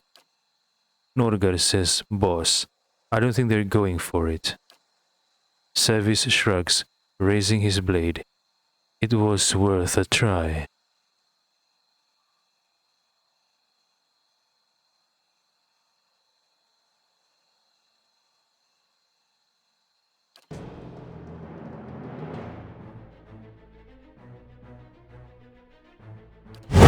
Awesome.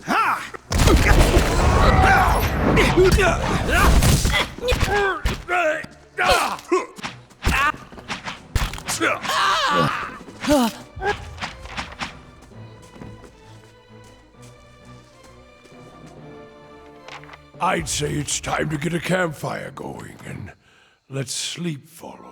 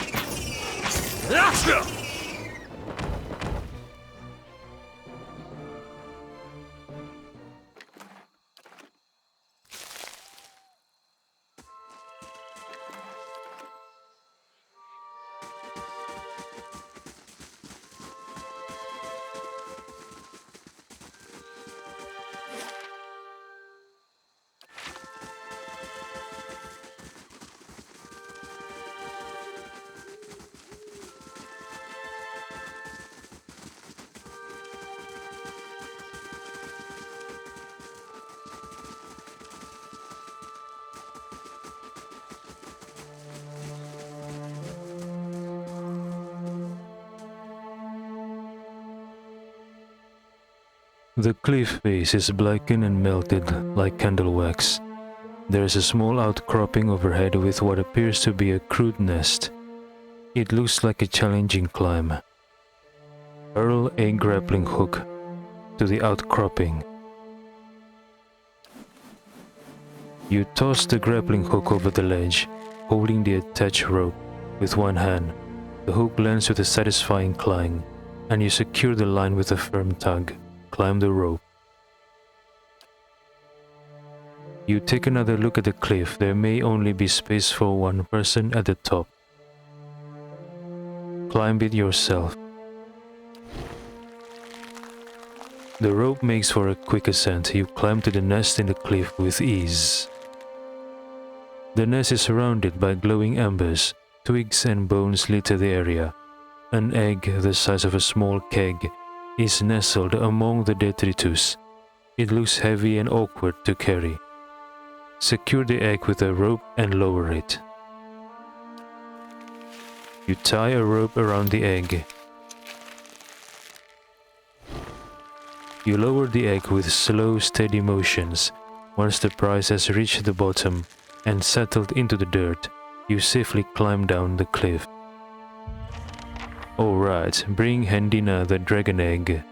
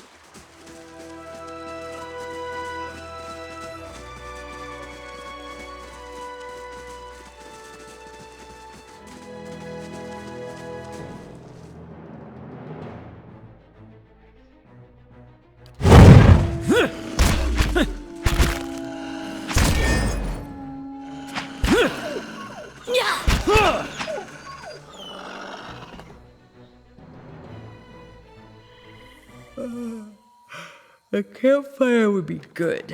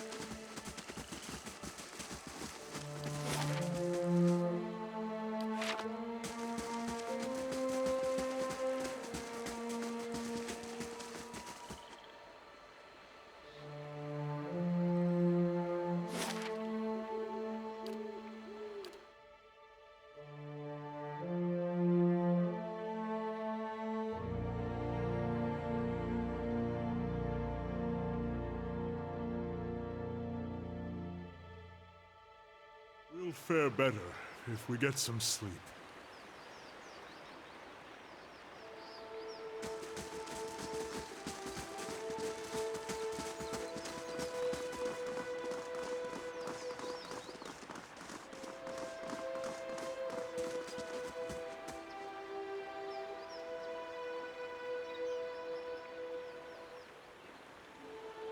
Our God says, we're preparing to get back on the road. Not a moment too soon, I say. Lord Haron's impatient to get underway. I won't miss this place. I just hope I can get the smell of pig shit out of my clothes. I mean, pig feces.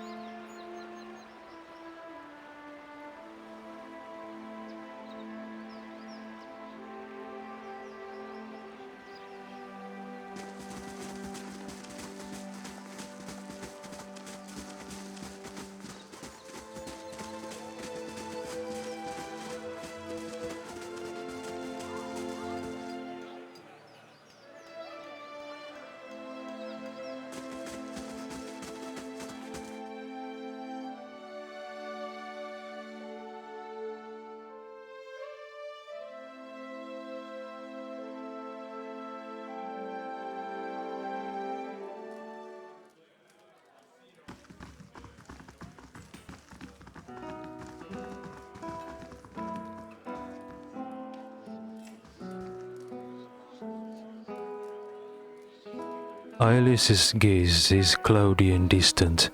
The vengeful essence of the Sky Knights swarms her soul like ants on a dying moth.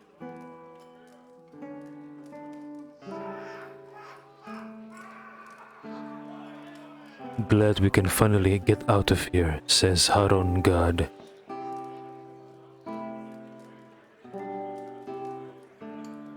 You had me worried sick, dear.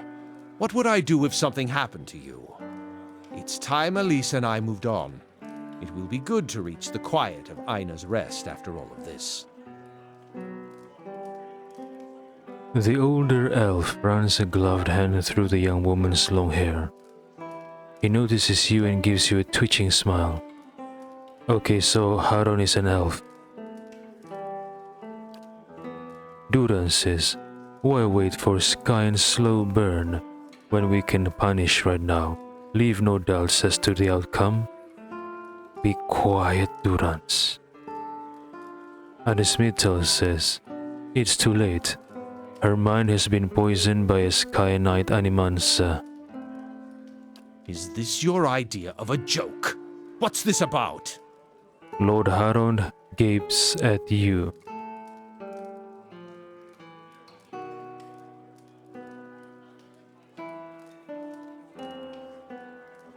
Arismital says, I'm telling you for her sake, not yours. Ailis needs treatment. Haron says, she. He looks back at Ailis fixed on her placid, empty gaze. I thought she was just exhausted after her misadventures, but... Haron sighs, turning to the god next to him. Back to Defiance Bay then. Perhaps they'll know what to do in Breckenberry. I can only hope this won't complicate her impending match. Haron God shifts his weight. Indeed, my lord. Haron says, come, we should get her to Breckenberry as quickly as possible.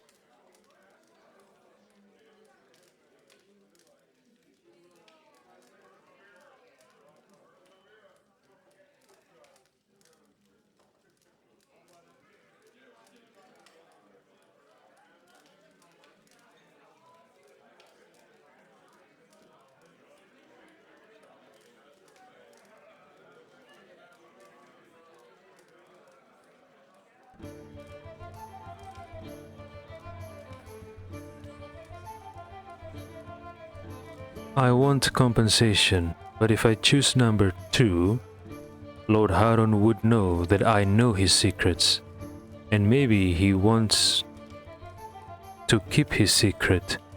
So if I tell him I know about his secrets, one day he might hire assassins to kill me, to silence my tongue. So I'm going to ask for compensation without letting him know that I know his secrets. I know this is not Arismital's style, but he will choose number one. Arismital says, not so fast. If I'm going to forfeit the pleasure of burying a knife in your gut, I expect due compensation.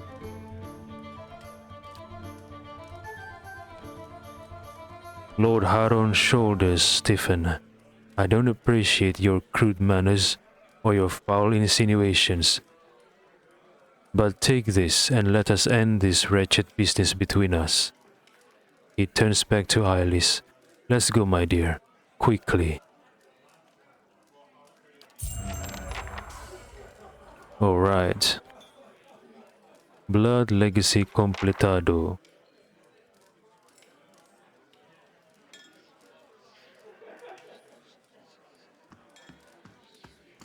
How do you do?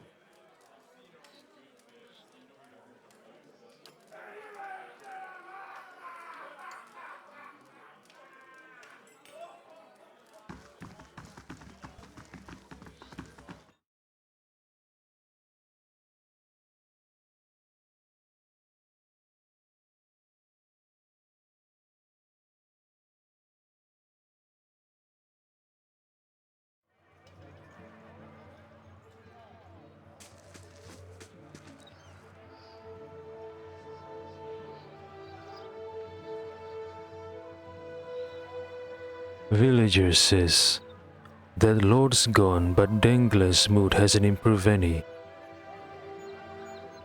I saw the Haron girl leaving town. Didn't seem like she was all there. Nice to see someone new.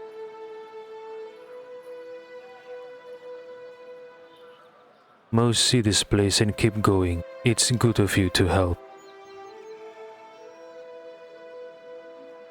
Things are starting to look a little better thanks to you. Not many new faces these days. Most are eager to leave Dirford. Okay, I wonder, are Dirfordans would be interested in becoming my subjects as parts of Kait Nua administration? I wonder.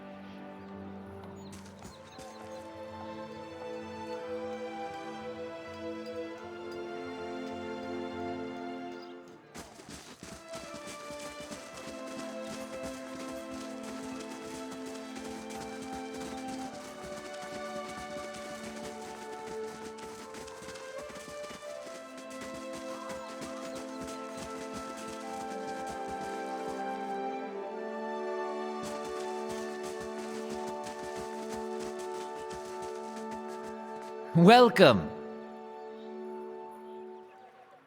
Rumbald says, any sign of that ogre or its head? Arismital says, I convinced the monster to leave. You won't be seeing him again. Rumbald balls his hands into two shaking fists. His face starts to redden. But that son of an Orlan whore, that thing devoured my entire herd. I wanted it dead, and I wanted to mount it set on a pike. Listen, it's an ogre. It's impossible for that ogre to be born out of an Orlan whore. Do you learn biology in class?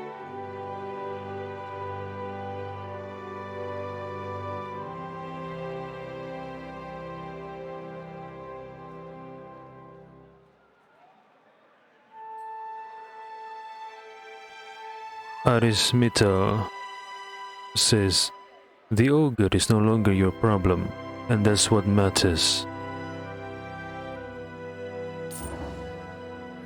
Rumbald takes another long deep breath. You're right. Here, take this for your troubles. I should look on the bright side. The ogre is gone and I can start rebuilding my herd. He crosses his arms and looks at his piglets. In another 6 months these will be grown and ready to breed. Although... Rumbald takes one of the pigs and gives it a quick examination. This runt's still looking too small. I don't expect to get any good liters out of it, and I'd just as soon not have it weaken the rest of my stock. Why don't you take it? Gives me one less mouth to feed, anyway. The piglet trots over to you, its pink snout wiggling. Oh. You have gained an item. Piglet added to the stash.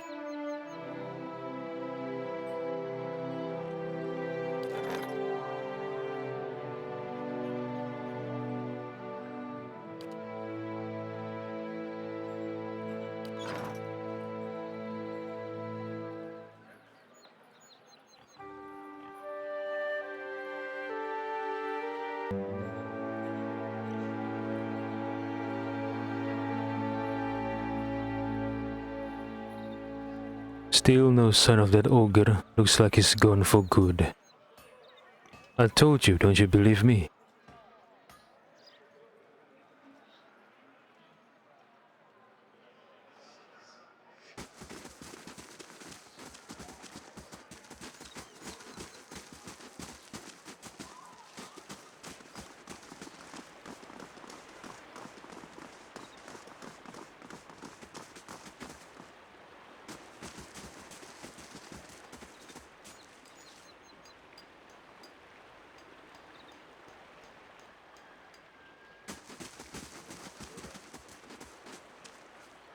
Gods keep you. Medrith picks at a long blade of grass. Found Nifre yet? I'm ready to get out of here.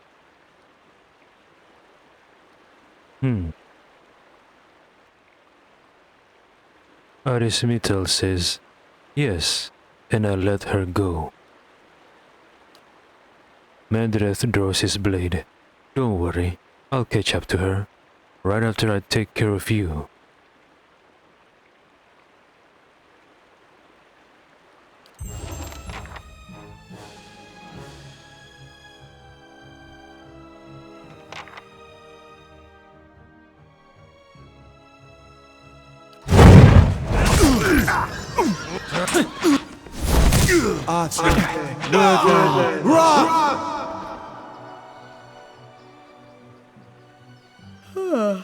Some fermented caribou milk would hit this spot right now.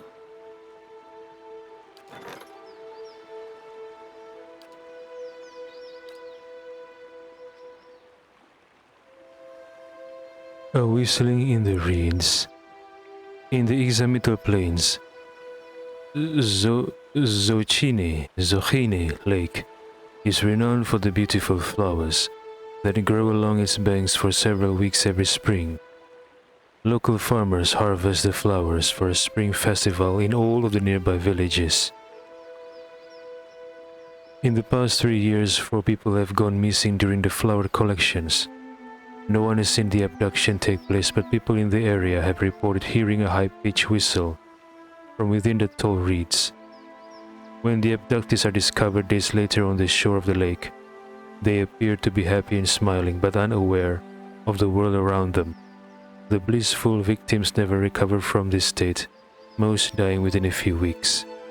The philosophers at the monastery near Zochine Lake have advised local rulers to seek outside help with the problem. Oh, a problem in Arismital's homeland, Examital Plains. Of course, Nasu. Arismital will send you. Make sure you complete this quest successfully. Maybe I should send Verse. No matter. Anyone do. Anyone is... Okay, bad grammar, sorry.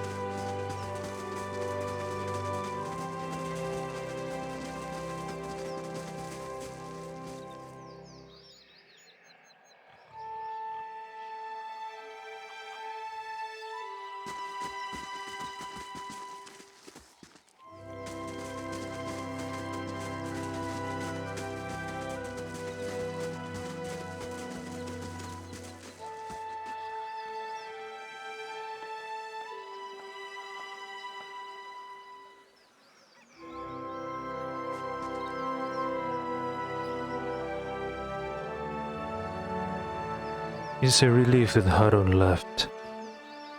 But something about that girl looked off.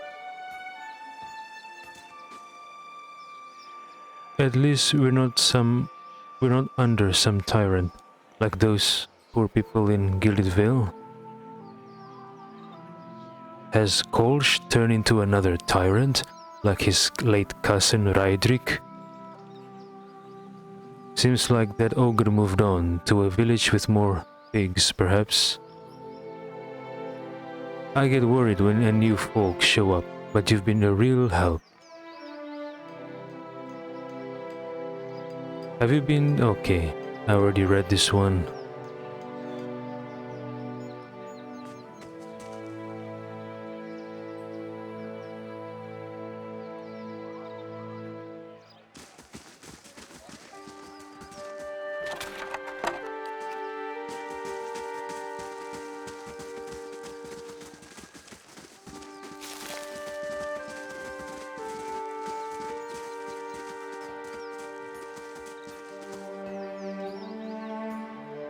Winfried's Arms and Armory.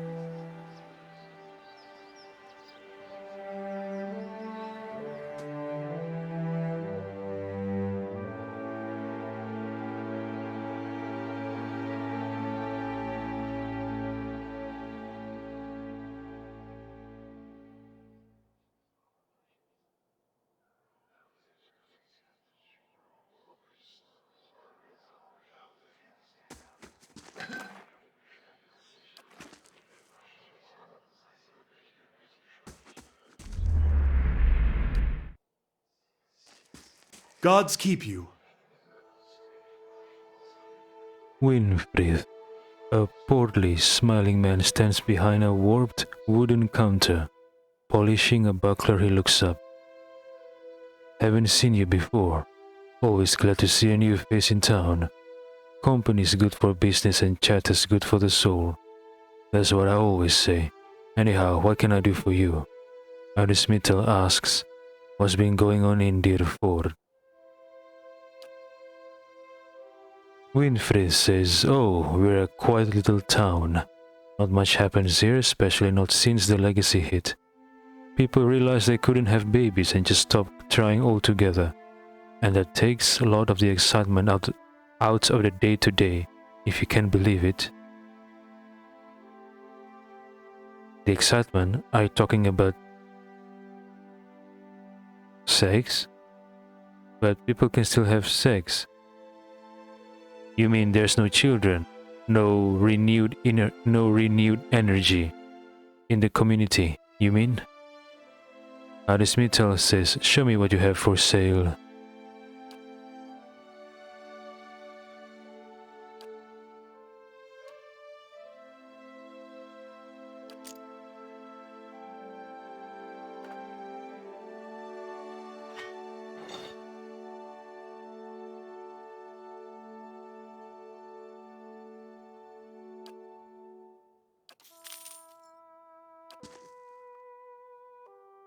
Well met, friend.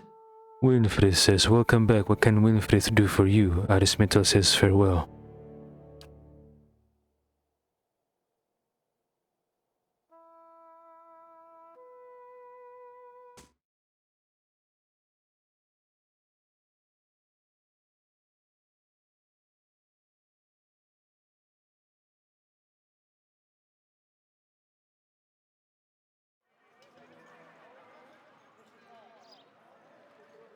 Ichumak, leave the pig alone.